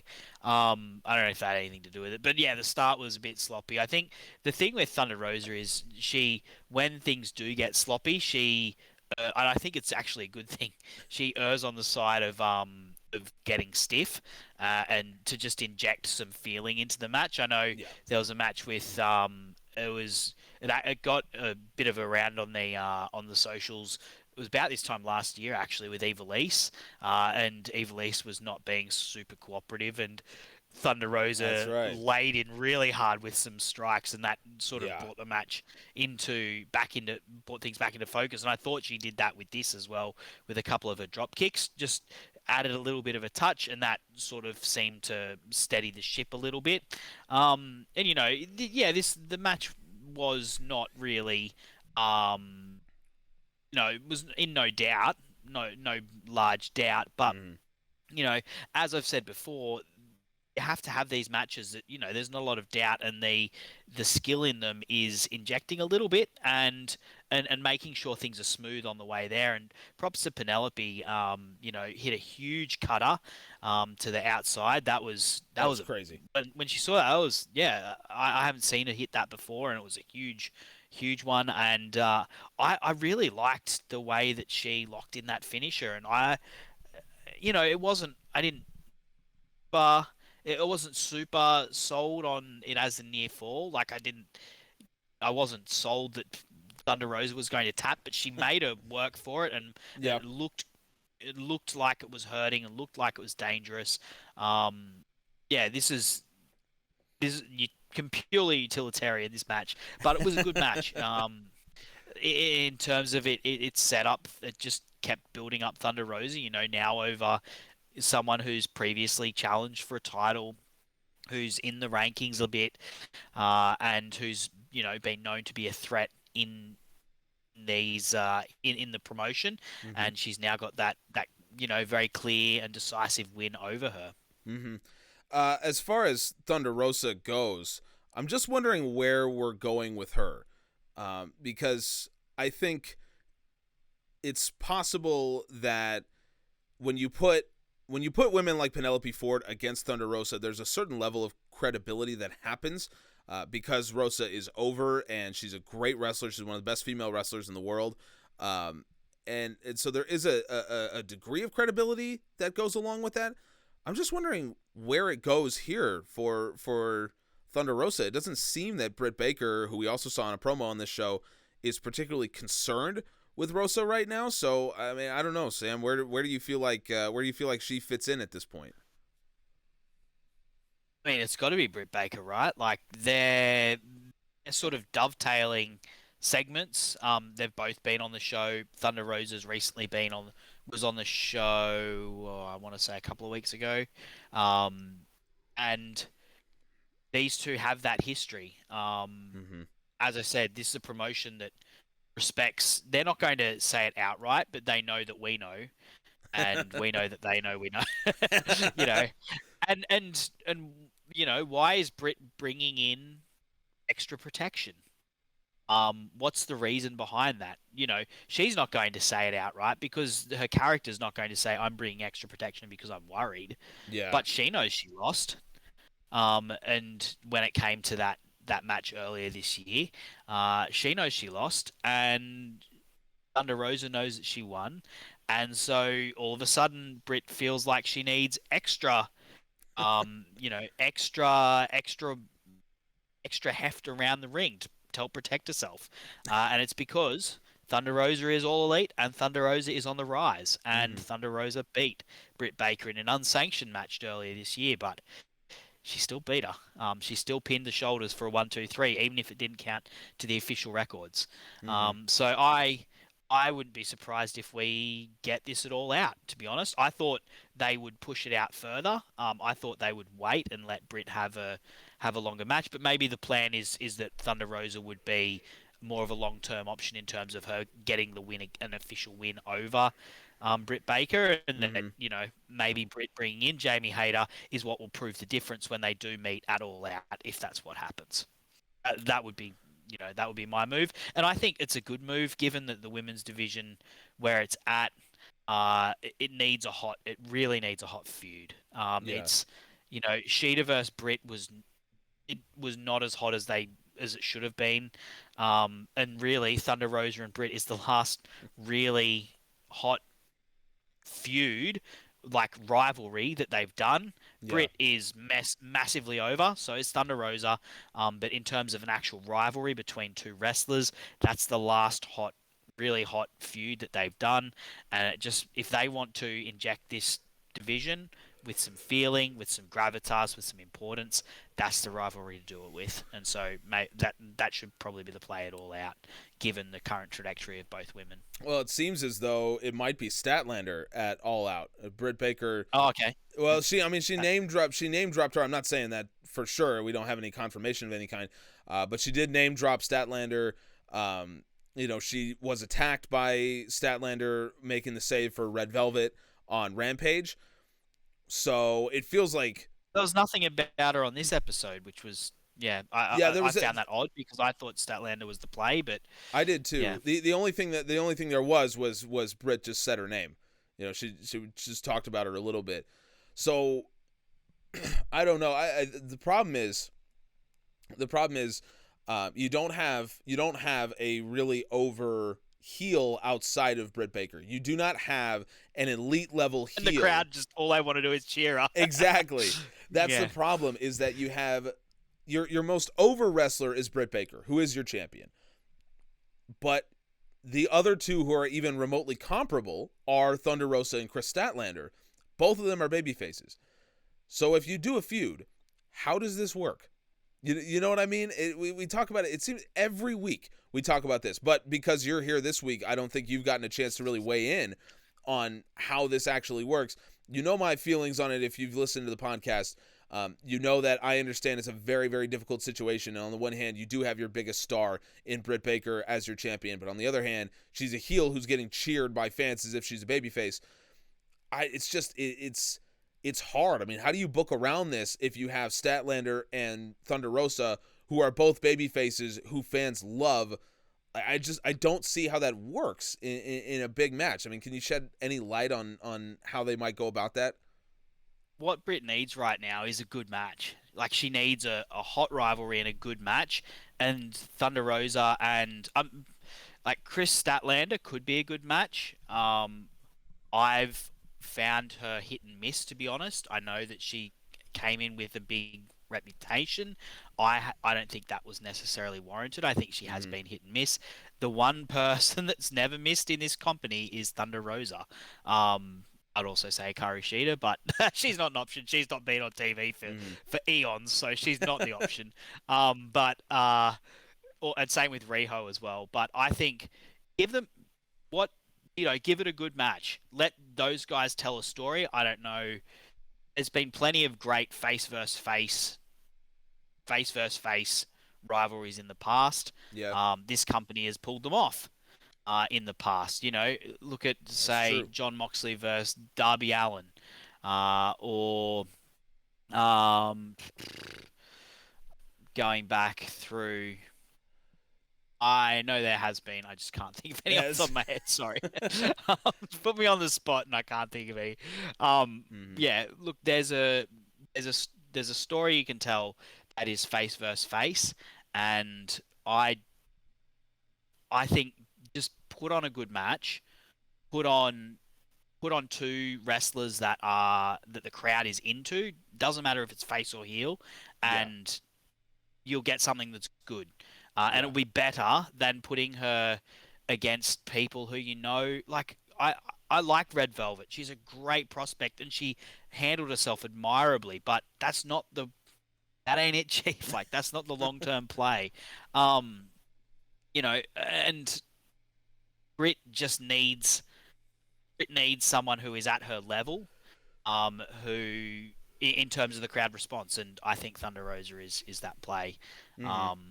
And I think that even though it isn't, the face heel dynamic isn't there, at least it's something that, two wrestlers that are hot in the absence of having that right. Yeah, well, that's definitely fair enough. One thing that I think is valuable to think about when it comes to Britt and Thunder Rosa is that from a stylistic perspective, they do match up. They do match up well. They have really good matches. And a big reason for that is because, again, like you said, these are two women who understand how to tell a physical story. And that really comes out. It came out in their unsanctioned match, and it will come out again with different stakes. I'm okay with them doing a rematch if the stakes are much different. An unsanctioned match, a lights out match, the stakes are a lot different than when you're fighting for a title. And so the story can very much change. So Sergi, I mean, you are a resident Styles guy. So knowing that these two, I mean, like Sam said, I mean, these are the hottest acts right now in the women's division, and this seems to be the title feud to make. So knowing that, what about them stylistically can overcome the potential of having, face versus face where no one wants to boo anyone for anything.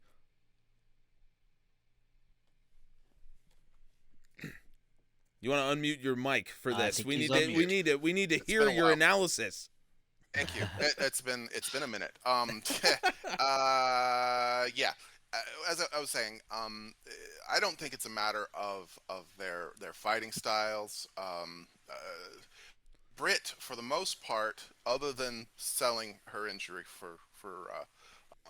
in that match on Rampage, other than selling the wrist, she hasn't really switched over to any kind of a babyface style. She wrestles as herself. She hasn't changed much of anything. Like I said, a little bit of extra selling, and she did a very much an old school babyface pre-tape, showing off her dentistry thing to Shivani, if you remember seeing that. But other than that, she's just been herself. And like you were saying, they like her for who she is, the villain that she is now. So I think that what they need to make things work is for commentary to handle it the way that they did handle it on Rampage, of just this crazy. How much the fans are loving her. If they continue loving her to that extent outside of Britsburg, which remains to be seen, but is probably the most likely thing. I think that's the real key, is that just treat it as what it is and accept it for what it is, as this anomaly. That's definitely fair. And I think you're absolutely right. It's an anomaly, but we all know that. So it's okay to acknowledge it. It's okay for commentators or even other wrestlers to say, look, I don't understand what's going on with Britt Baker right now, but that doesn't concern me. And maybe that's the play for Thunder Rosa, is to say, I don't understand why people like Britt Baker, but that does not concern me. And basically say, look, you got to pick one. Do you want me to be champion, or do you want Britt to be champion? I don't understand why you like her, but if you want a good person, a good champion, then you better root for me when the time comes. I think there's nothing wrong with bringing that into the story. And Thunder Rosa is one of those who can do it because she does have genuine credibility. By all accounts, she is a good person, so it's easy to get behind her, and she shows that in her character. So it's easy to get behind her in that regard. Let's move on. She also just comes across as such a star. Yes. Yes. And did from the moment she showed up in super small time shows in NWA. Like the little studio crowds just immediately reacted to her. Mm-hmm. And she wasn't anybody. She didn't come in as someone they'd heard of. Yeah. They just saw her, and her whole the way that she moved, the way she carried herself, and the paint and everything that she did as far as her visual presentation. Mm-hmm. They just reacted to it. It didn't take a second. They saw her, and that's her. That's our person. Yes. The NWA just had to book around it. Like they weren't planned. I think that they thought that she was going to be a heel. If they brought her in allied with heels, they had no idea that the fans would just be like, nope, like her. Yeah, they just rejected that outright. Well, so Britt Baker's kind of the same thing. I mean, they brought her in when they reinvented her as a heel, and the fans are like, no, we actually like her. But AEW never really reversed course. They stuck to their guns and said, no, she's a heel. I mean, if you want to like a heel, then fine. But understand that Britt Baker is a heel. Well, but there's a difference there. I mean, with NWA, she was just brought in, allied with some heels that were over as heels, and she was an ass kicker. An ass kicker can be a heel or a babyface. She was very much a Samoa Joe kind of character, and they thought that would be heel Samoa Joe, and it just no, this is babyface Samoa Joe. Yeah, that's whereas true. Even heel Samoa Joe was kind of babyface Samoa Joe.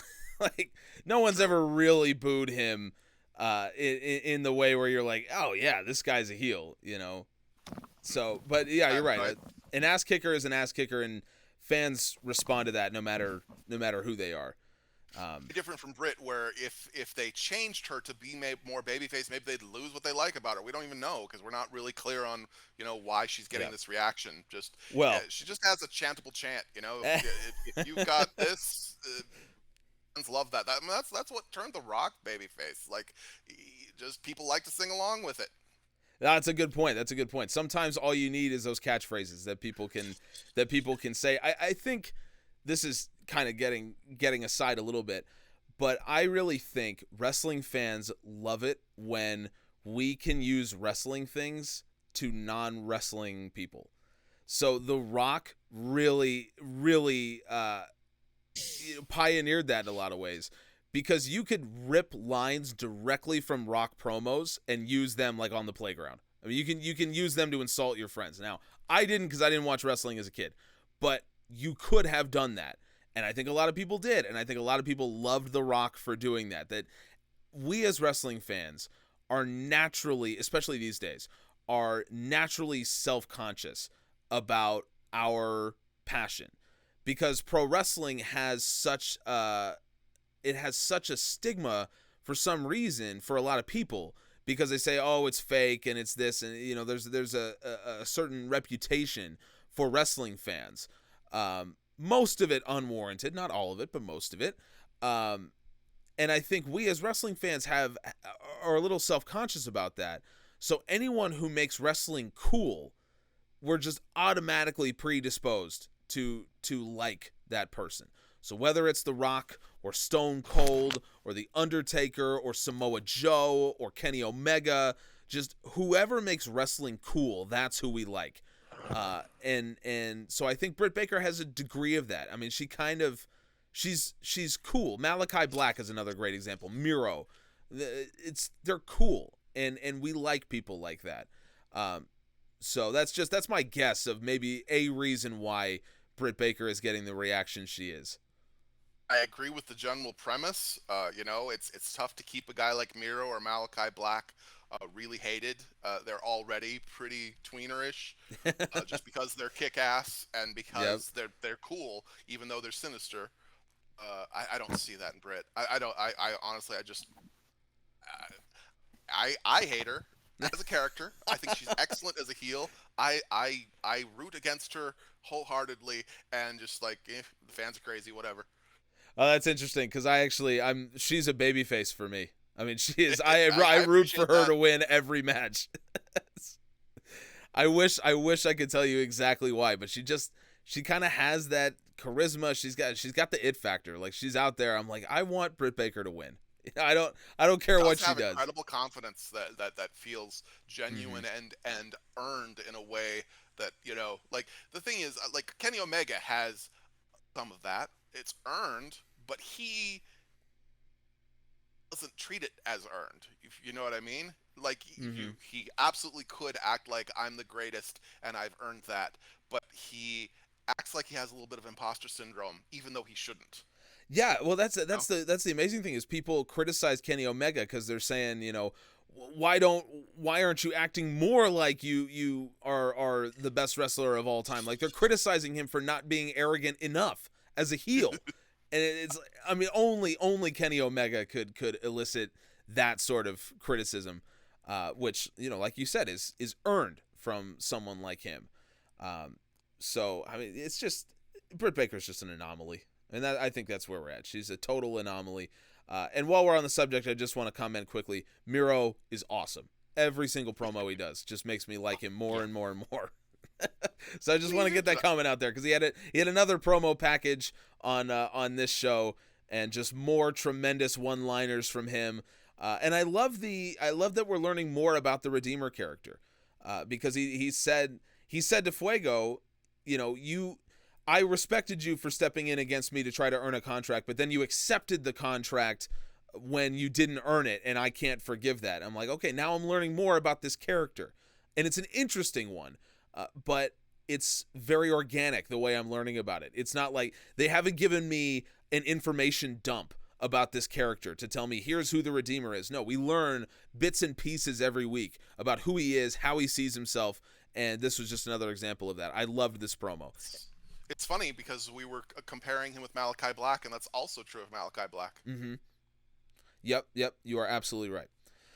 Let's move on to the main event. Jon Moxley did have a promo, but we will talk about that in 1 second because it did have some implications for something that we are going to talk about after this.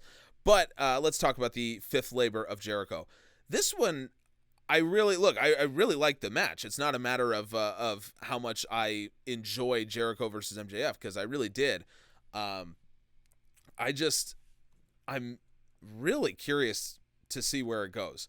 I really thought that this was going to be a pay-per-view match. And so I thought that they're giving us on Dynamite, so there must be something. MJF is going to do something. And he banned Judas Effect. So I'm thinking okay, so what's going to happen is, he's going to do that thing that he did like with Floyd. He's going to do the Eddie Guerrero spot where he like slaps himself and falls, and then and tries to tell the ref that Jericho hit the Judas Effect, and that something's going to happen from that. I really thought that something was going to go down, but no. I mean, he just won. I mean, it wasn't clean per se, but it kind of was. I mean, Jericho was the one who cheated. He hit him in the gut with Floyd, and MJF won anyway because Jericho hit him and then went for the Judas Effect like he did with Gage and with Wardlow. And he realized, oh no, I can't do that. And then MJF just takes him down, puts him in the salt of the earth, and wins. So as good as the match was, I'm almost like, I'm disappointed that I do this podcast, because if I didn't, I would just like the match. But because I do this podcast, now I'm thinking, well, where the hell do we go from here? I mean, I assume that Jericho and MJF are going to be on the pay-per-view, but are they fighting each other? Are they not going to be on the pay-per-view? Like, what is this it? I mean, are we done here? I mean, I'm just genuinely curious. Sergi, what were your thoughts coming out of this match? I really felt like this whole episode was just clearing the decks on storylines that are maybe not going to be as relevant going forward, and trying to do it in a way that was really effective and met the goals originally of feud, which was to put over Sammy Guevara and MJF. It did that. And no, I don't know that we may not need Jericho or MJF on the pay-per-view. We'll know next week. We'll know. Mm-hmm. Well, we'll know tonight. I mean, we may not know everything, but we'll have a better idea of where AEW is going forward from here that we just don't know yet. We just don't know. There are things we don't know. I mean, when we look at card for next week's Dynamite, there's 3 matches scheduled. By this time, it's very common for all the matches to be set. That's not the case. Yeah. There's a lot that still needs to be written. So I don't know where they're going forward, but I think that this was a closing of a chapter that is often done at a pay-per-view, and that is not happening in this case because of a huge change that's coming. That's really good. That's a good point as well. So, maybe there is some plans, but we can't really project forward because, there's a lot of moving parts when it comes to that side of the card. I mean, that is a towards the main event level feud, and the fact that Jericho's the Labors of Jericho, I think have now main evented 2 shows in 5 weeks. So, this is an upper tier feud going on. There's a lot of upper tier stuff that we don't know at this point when you talk about that level. So you make a good point there, Sam. I mean, we can project forward all you want, and I'm sure you'll get to that. But I just want to comment quickly on the match itself because I thought it was really good. And again, from a statistical point of view, this was a good story being told. This was a typical MJF match where right in the middle he got his heat, and he had a lot of offense. Jericho got almost nothing in, but the heat segment did not last very long. So you end up with, if you look at the totality of this match, you end up with something that is a lot more even than maybe it looked at times. I think that works for these two because MJF can get heat no matter what he does, and Jericho, I think at this point, is a really good babyface, and he plays that fiery babyface role well when he's matched up with a heel like MJF. So what did you think about this match, disregarding the fact that now the story is totally up in the air with where we go from here? Yeah, I really enjoyed this match. It was very characterful in how they did everything, and I think that's what Chris Jericho has to do at this point. I think probably this was better served being a Dynamite main event. I think it possibly, if you put this match on a pay-per-view, I think opinions on it would have been pretty harsh. But if you have this on Dynamite main event, I think that it was well received and for good reason. There was a lot going on in this, with particularly MJF attacking the arm, really zeroing in on that, which not only it fits with what they've been doing long term with Jericho's arm, but also it fits with MJF's finisher, the Fujiwara armbar. So, really good stuff there. There was, really great finishing. I really like the finishing sequence. Jericho, even though he's a face, he's up to his old tricks. We let him have his old tricks. He gets Floyd the baseball bat out, goes, then goes, hits the Judas effect, and he actually cribbed this off Shawn Michaels. So Shawn Michaels and Randy Orton and someone probably else who did this beforehand, but the one I know is Shawn Michaels and Randy Orton had a really great match at Survivor Series 2007, where Shawn Michaels couldn't use the super kick, and goes to do it, and then he's like, "Oh, I can't do it," and catches himself in the middle of it, and then that's when Randy Orton hits the RKO, hits a finisher, and then that's how MJF won the match. Jericho can't hit the Judas effect. MJF pounces, hits the Judas effect, gets him in the Fujiwara armbar, and then a great near fall when Jericho just nearly reverses it and gets a super close 2.9999, and then MJF is going to do it. He gets that submission and gets the win. I really liked that ending, particularly. There's been a lot of how MJF has been saying, like, I'm going to take your place, and him using the Judas effect, even though he didn't get the tap out with it, which I think, sorry, he didn't get the 3 count with it, which is probably for the best, because it's not his, it is still Chris Jericho's move. He isn't the master of the Judas effect, but he is. It was enough to lay down Chris Jericho, and MJF is out to take Chris Jericho's spot, and that's what he did in this match. He, used Chris Jericho's move to lay him down, and then he used his move, because his move is superior, because he is superior, to get the win. So he's better than you, and now Chris Jericho knows it. And now Chris Jericho knows it. I didn't think of it from that perspective, but you're absolutely right. There's one thing I want to point out as well. No outside interference as well. No Wardlow. Oh, that's a good point. That's a good point. I do appreciate that, which is ironic in an MJF match, because that's the one guy that outside interference is just, it's part of what he does. So one thing that I do want to point out, though, everyone in the world should learn from Chris Jericho about how to sell submissions. I mean, this was the entire match. It's sometimes very hard if you have a submission-based match to get into it. And there was a lot of submissions between both men. Jericho attempted the walls several times. MJF got both the walls, and he got obviously the salt of the earth. Yep. And Jericho is just so good at selling this. I mean, it's like, he's got the whole time he's got his arm right here, and so everything that happens, you're thinking he might tap out to this. And his arm is shaking, and he's screaming in pain. During the walls, he makes the crawl, and then MJF stops him, and so he's close to the ropes, and he's got his arm, and he's doing this, and then you see him in his face, and he kind of readies himself, pushes himself up on his elbow, makes the crawl, and then goes for that final, grabs the rope. During the salt of the earth, he does the same thing. He's got his arm cranked back, and he's got his arm right here, and he's rolling onto his side, so his arm is coming up with him, but it's still like he's shaking. He's like, "Oh, I'm gonna tap to this," and he rolls on. Look, there are very few people. It's like the voice where they're like hovering over the button. Exactly. There are very few people in the world that sell submissions this well, that really bring me into it. That's like every second of this is compelling TV, because Jericho might tap out at any moment. So I need to be engaged during the submission hold because he might go.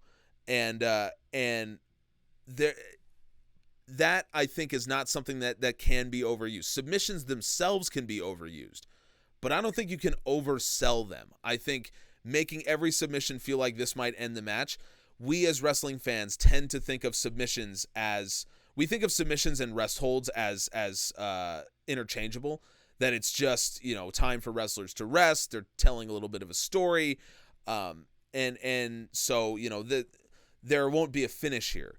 But in the same way that good wrestlers can sell every 3 count as if it's a potential finish, really good wrestlers can sell submissions as if they're potential finishes, because they should be. You can tap out at any point to a submission. And Jericho just did such a good job of that during this match. And I think if you are a young wrestler, if you're someone who's just getting into it, and you're watching this, you might not be able to learn a lot from like a Dante Martin. You might not be able to do what he does. You might not be able to do what Sammy Guevara does, but every single person can sell submissions like Chris Jericho does. And everyone should, in my opinion. So that stood out to me. I'm going to break in. Please. I'm going to break in and disagree with you on that. Oh. I agree that it's incredibly dramatic and works really well for Chris Jericho and can work for any character like him. But let's take an example. Darby Allin can't sell a submission like that. He should sell the pain of the submission, but he can't sell that he's thinking about quitting because it just doesn't fit his character. Okay, all right. You're fair. That's fair. I agree with that. But it does make it more dramatic if you have the right kind of character, that it makes sense for that character to be considering tapping out.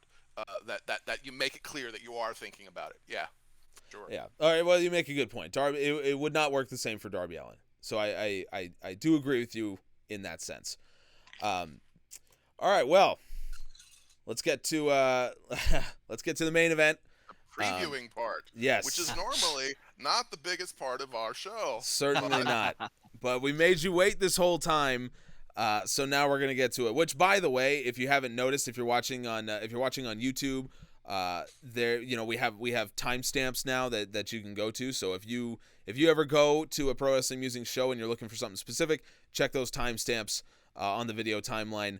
If you're listening, then the timestamps will be in the description of the podcast, so you can just skip ahead. You can find where we're talking about stuff. So that's just so you know. But if you've made it this far because you've listened to the first 2 hours of this, first of all, thank you, and second of all, you will be rewarded because we got to talk about the imminent arrival of CM Punk. Now, we talked about it last week. I'm not even going to pretend like CM Punk isn't coming because he obviously is.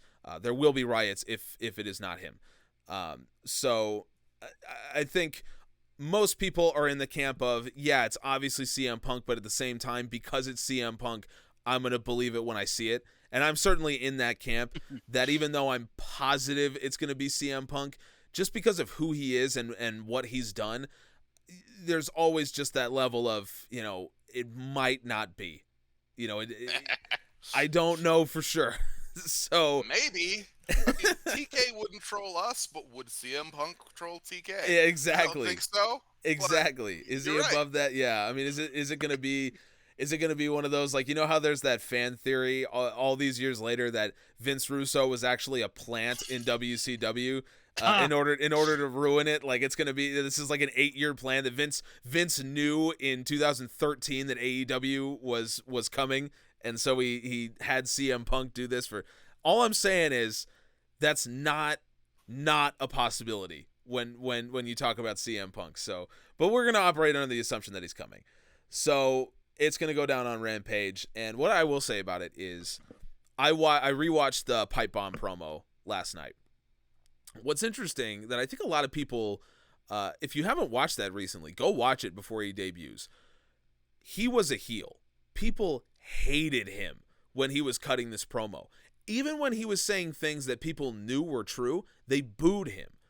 And I think as someone who did not watch I was not a wrestling fan when he cut the pipe bomb. So I went back and watched it a couple years ago when I first heard about it, when I was getting into wrestling, and someone said, "Oh, you got to go watch the Pipe Bomb." So I watched it then. And now that I've become, at that time I was just getting into it. Now that I, do wrestling a ton, that it's now a huge part of my life, and I watch it and think about it a lot. Going back and watching it again, what was so surprising is that the nostalgia makes us think that he was some mega over babyface, and that fans were like going nuts as he was cutting the pipe bomb, and that was not what was going on. The fans hated him, and the reason why I bring that up is because it ties back to what we were saying at the start of this show. It is very hard to get legitimate heel heat, and for CM Punk, we have this assumption that he is going to get legitimate heel heat. And in Chicago, or that we have this assumption, that he's going to be a babyface. I'm sorry. We have this assumption that he's going to be a super babyface. And in Chicago, that's probably going to be the case because it's Chicago. But in a general sense, I think CM Punk is capable of being a real heel. I think he's capable of getting actual heat, that people will boo him because people have always booed CM Punk. It's not anything new for them. So I'm just floating the idea out there that it's possible that CM Punk could be a heel. It's possible that he comes in and starts doing heelish stuff, and he will not be booed in Chicago. There's no chance that he's going to get booed in Chicago, and there's no chance that he's going to get booed at All Out. But you want to talk about early 2022 when CM Punk is feuding with, I don't know, whoever up and coming babyface? You want Jungle Boy to beat him? You want maybe it's a Darby Allin gets his crack again. Maybe it's someone who we're not thinking about right now. Maybe Brian Pillman is going on a singles run or something like that. Or maybe it's Dante Martin. Whoever up-and-coming babyface you want. Can CM Punk be booed in about 6 months with an up-and-coming babyface? I absolutely believe that he can be. And so as he gets ready to debut tonight, I think we should all be thinking about the possibility that we're going to watch heel CM Punk walk out there and get cheered and think about in 6 months, this man is going to have absolutely nuclear heat with some up-and-coming babyface. And I'm ready for that because I really think that's where he excels. Sam, as we move towards CM Punk debuting, do you have any final thoughts about what is sure to be one of the biggest moments in modern wrestling?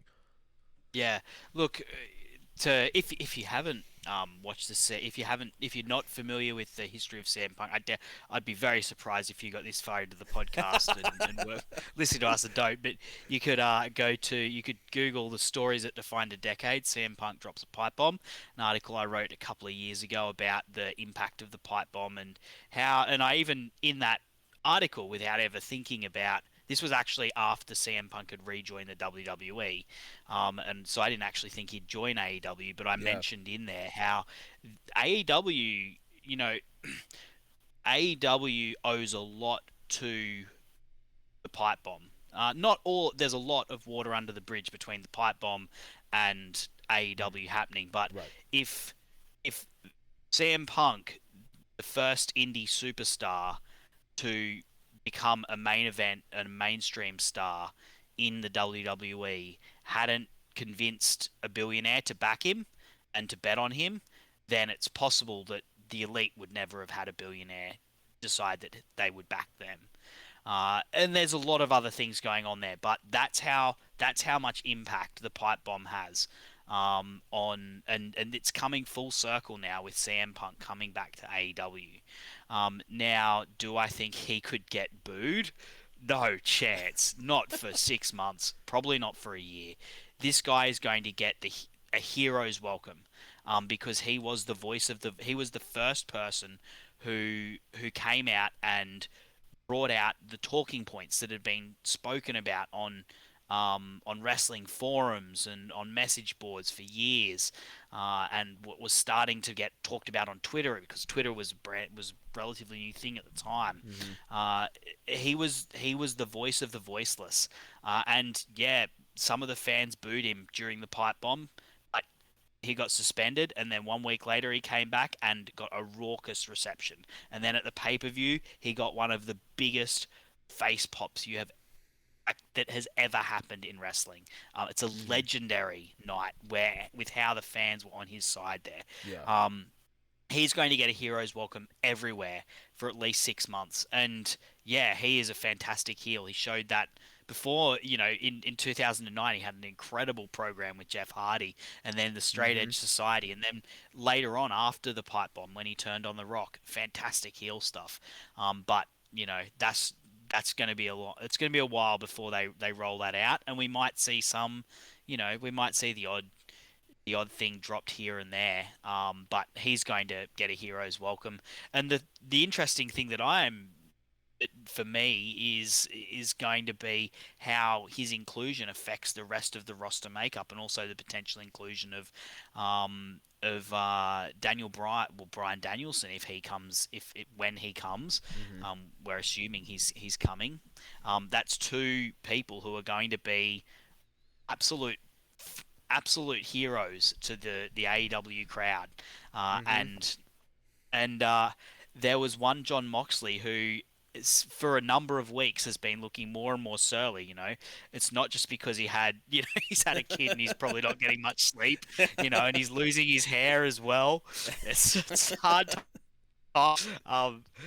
he cut a promo and he was talking about how, there's a lot of people who are coming in and they think that this AEW thing is really easy. They think it's easy to be a champion, but look at Kenny Omega. He needs all these people around him to protect him so that he can hold that title. And all these people who, think that they can come up to him. Hangman Adam Page, he thinks he can come up to it, but he can't. He's, Moxley will drink him under the table and beat him, and he would run through Christian like a thresher, and he's, frothing at the mouth. And then at the end, he says he's cutting this promo on Daniel Garcia, but Mm-hmm. it's not really Daniel Garcia when he says, "Do you really think you can make? You really think you want the main event?" Mm-hmm. Because John Moxley and also Cody, they're the people. CM Punk in that promo said, "I might take the WWE Championship to Ring of Honor. I might take it to New Japan. I might quit this company and go and do those things." Well, he didn't do that.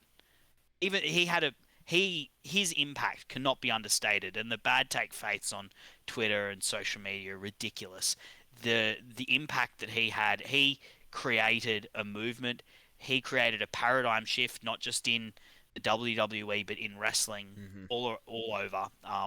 But as I said, it extends out to the creation of AEW and what we're watching now. Um, but and there's other contributing factors as well. But Cody and John Moxley are the two people who actually did quit the WWE, and they went and wrestled in New Japan. They went and won championships outside. They went and they ended up. Cody created this promotion. John Moxley bet early on this promotion that I will throw my lot in with them, and now these guys have shown that it can succeed. These guys have made it succeed. Mm-hmm. There's a bunch of other people coming in going, well, I might just jump into this now the hard work's done for me. And that's a compelling proposition for a feud.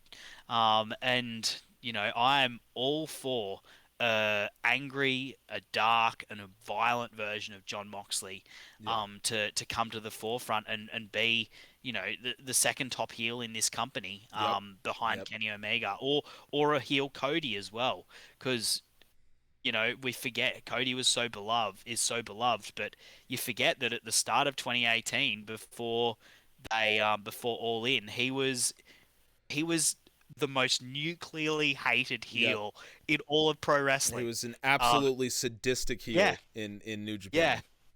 Yeah, he came to Australia, and normally someone like him would get, because they come to Australia once a year maybe, they get cheers, but he got "F you, Cody" chants because of what his character was doing. Mm-hmm. And these are two guys that I would love to see up against Punk, up against Danielson.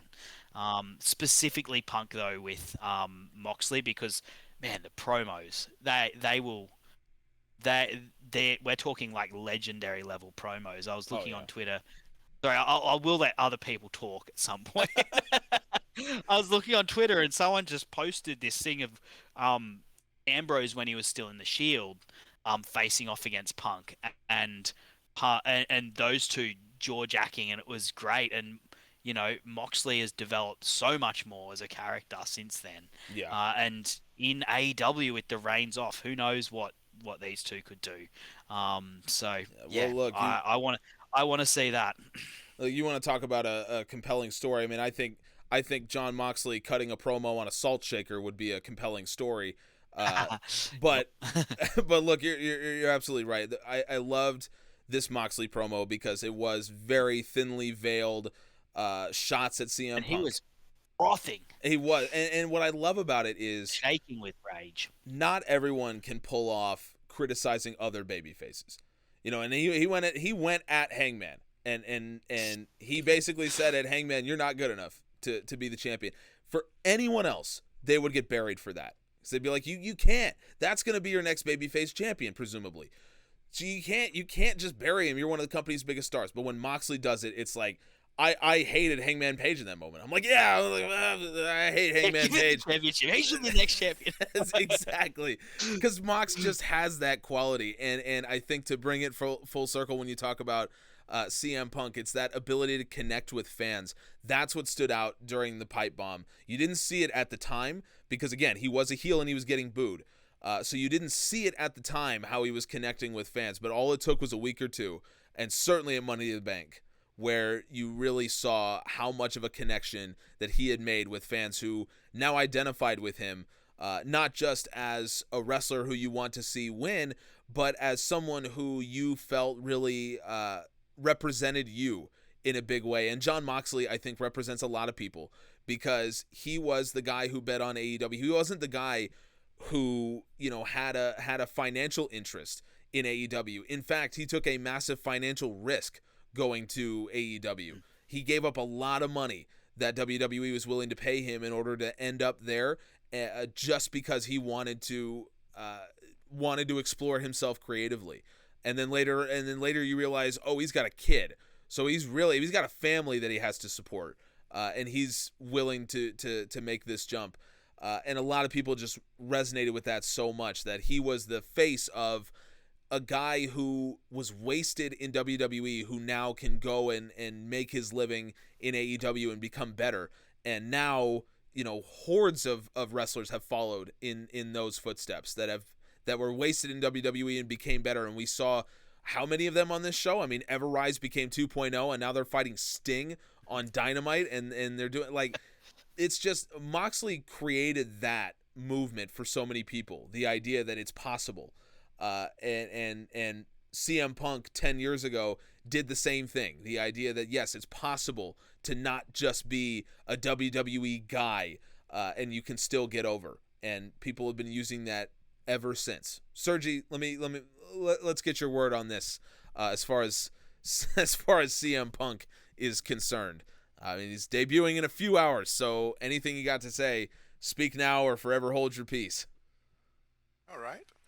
Well, it's so surreal because they don't confirm it, and because for so long we didn't imagine it was possible, and because it's just so big, bigger than we can really wrap our minds around.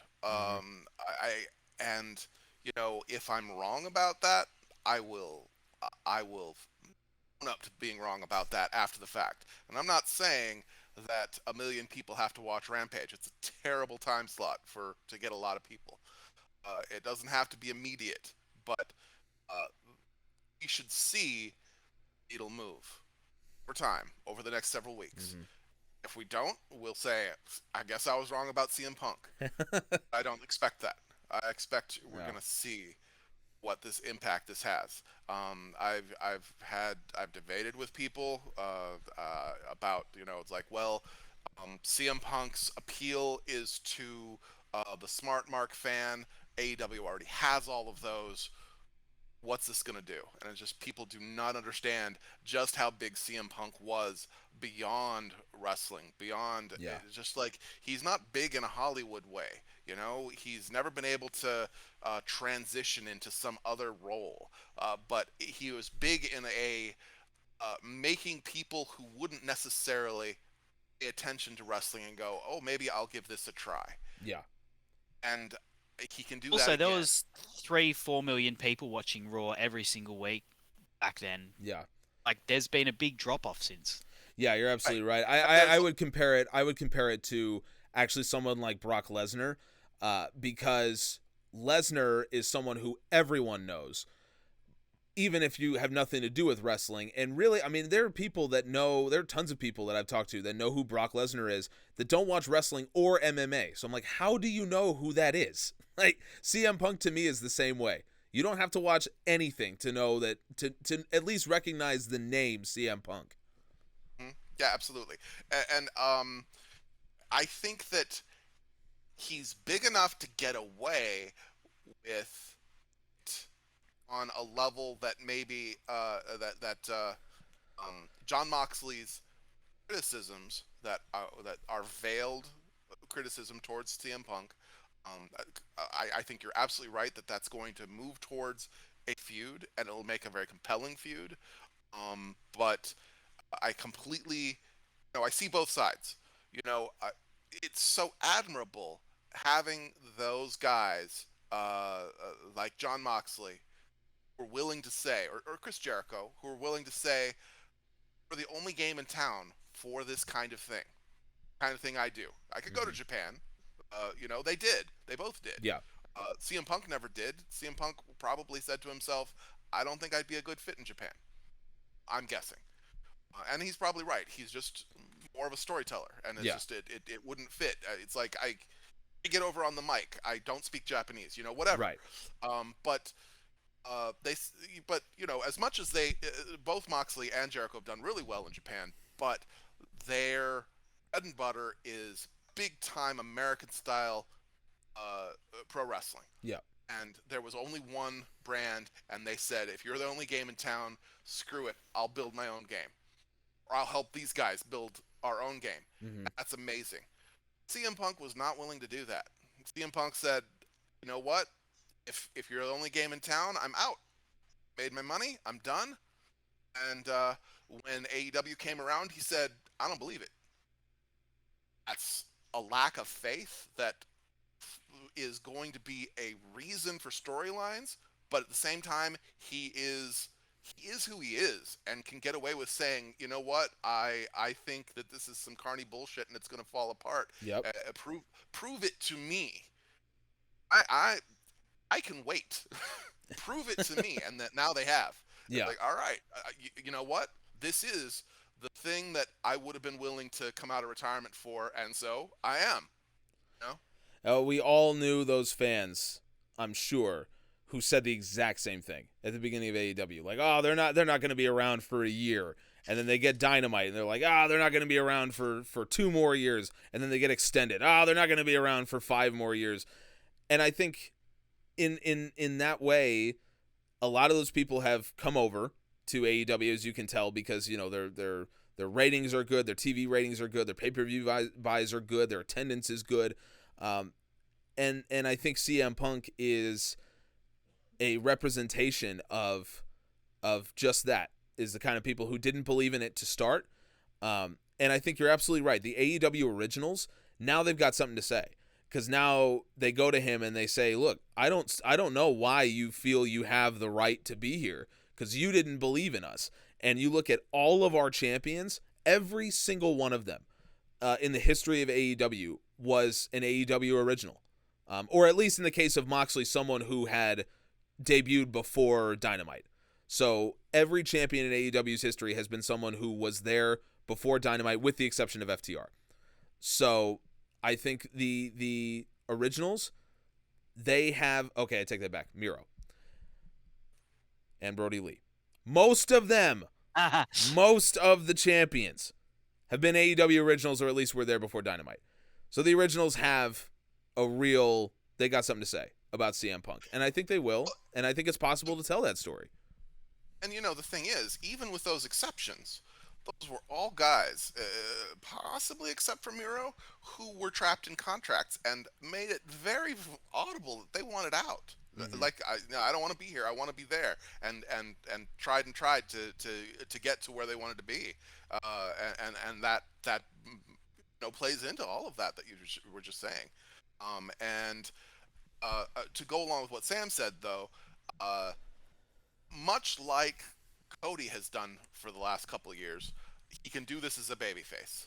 He can, you know, soak in all of the love and the cheers that he's going to get from the fans, but also have legitimate issues with baby faces and get over as a tweenerish babyface who not tweenerish in reaction, but tweenerish in how they work and work with baby faces in a lot of the same way that Cody always has, in the sense of, works with fights baby faces a lot and is effective at getting a baby face over. I think that CM Punk can and probably will do a lot of that. Yeah, I think you're right. And I think Punk, I think he will work as a heel. I think he can work as a heel. And I think, much like Britt Baker, if he works as a heel from the beginning, he will get cheers. But I think he is so good on the mic, and he understands psychology so well that eventually he will start to get booed. Now, he will get booed in the exact right way. He'll get booed because people will understand that we as fans are part of the storyline too. Punk is the one person that can make them understand that we're part of this. And so, yeah, we get booed because he wants to get booed. Exactly. And people will say, you know what? This guy, CM Punk, we admire him. We've admired him for years. He wants to get booed, so we're going to boo him. And that's because he makes us understand that we're part of this story, just like he is. Let me jump in there. Perfect analogy of that would be Eddie Guerrero.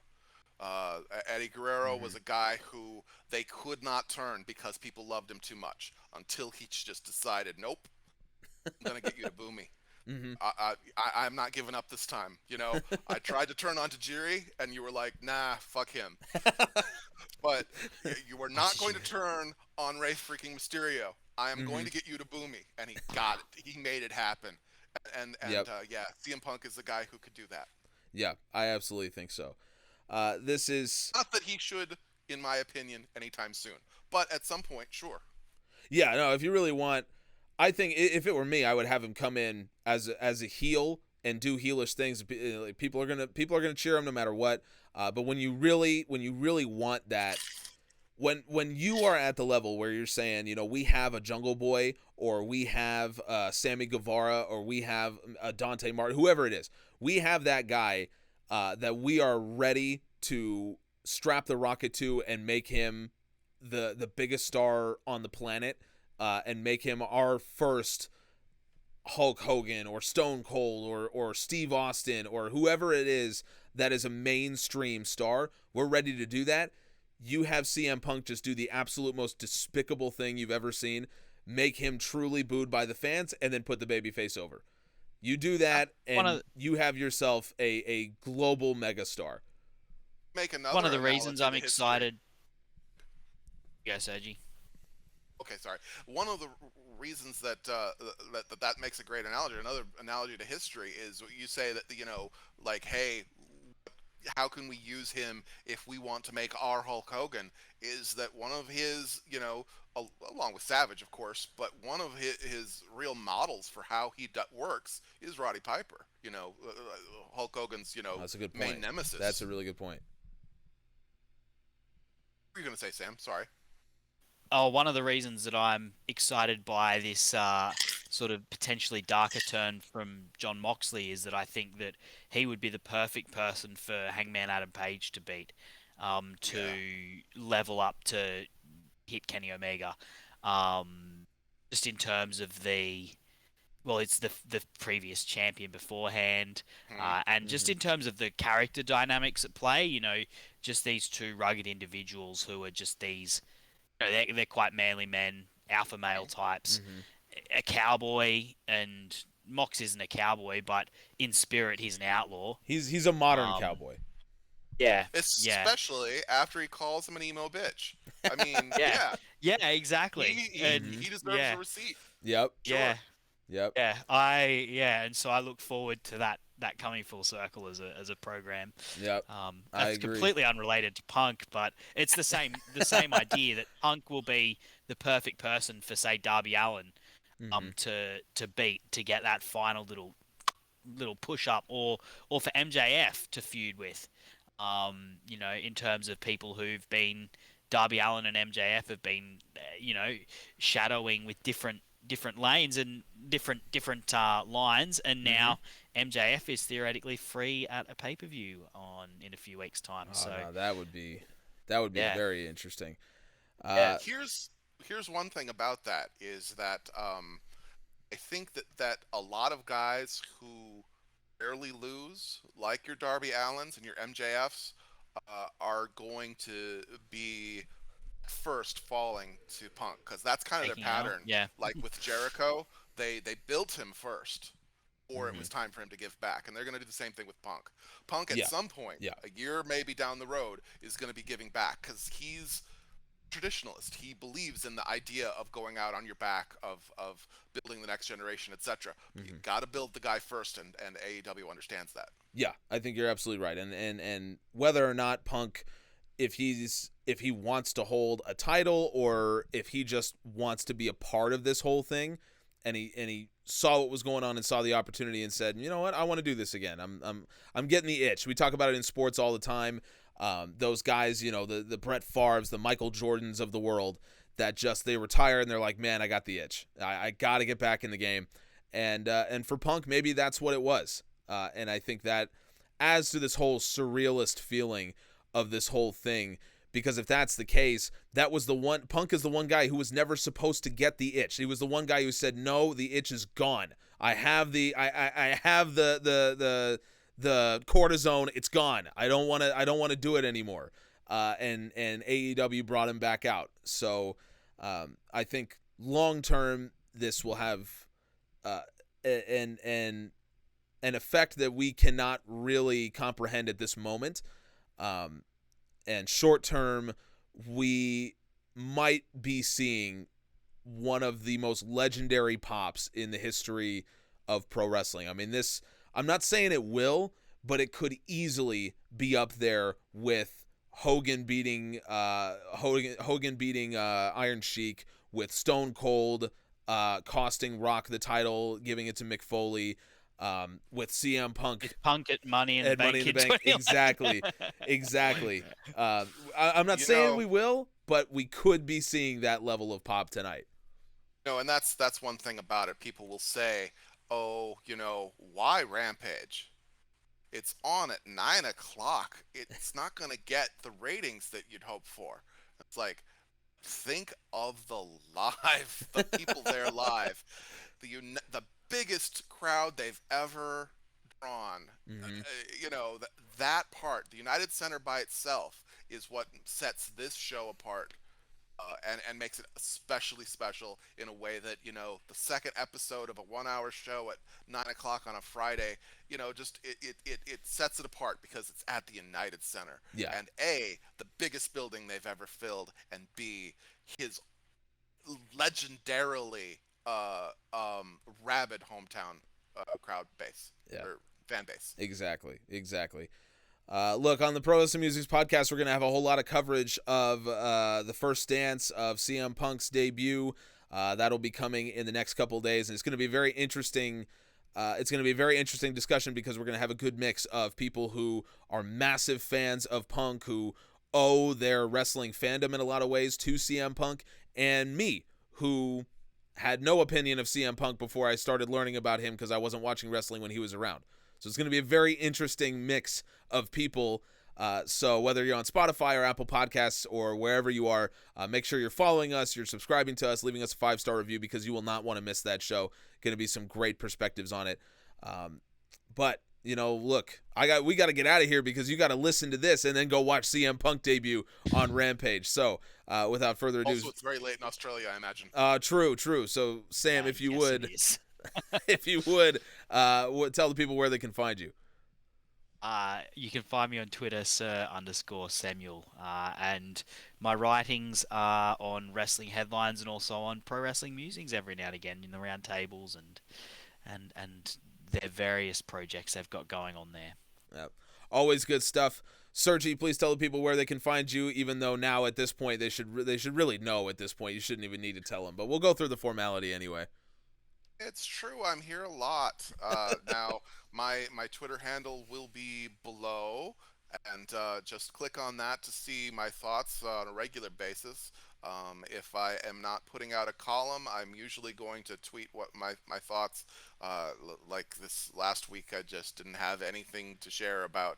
I was just like, it's not CM Punk related, so I'm waiting until I see what happens with Punk before I put out another Styles Makes Fights. But All right. generally speaking, each week I will preview and review from last week and preview for the coming week the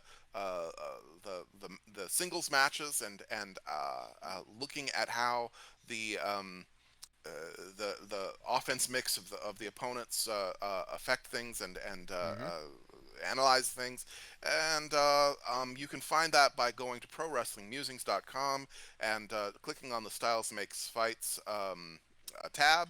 And that will take you to all of those columns. And if you're interested in taking a look at anything else I may have written outside of that column series, just click on my name that you'll then see there. One thing I always want to point out is that the Styles Makes Fights worksheet tool is something that I use screen captures of in all of my columns, but anybody who is curious can compare the average or the offense mix in a particular match, all kinds of things you can do with that tool, and there is a link to go directly to that spreadsheet also on the Styles Makes Fights tab. Thank you. That is one of the most fun things that we have on ProWrestlingMusings.com. I go there all the time just so I can mess around with the database. I love doing that. Just something to kill some free time in, and you'll learn some stuff as well. I have been Griff from GA. You can see me on my personal YouTube channel at General Admission Wrestling. While you're there, if you're not already, subscribe to the Pro Wrestling Musings YouTube channel.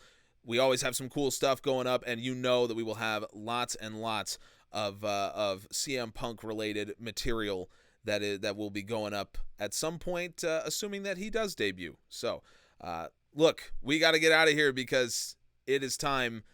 Just in a few hours from the time of recording. Okay, Sam's got to go to sleep. But for the rest of us, CM Punk is debuting soon. So, look, go watch that. But if you have made it this far, thank you so much for joining us. We will have more on the Pro Wrestling Musings podcast for Rampage review. So make sure you're checking us out. But until then, enjoy Rampage tonight. We'll see you next time. We really appreciate all of you.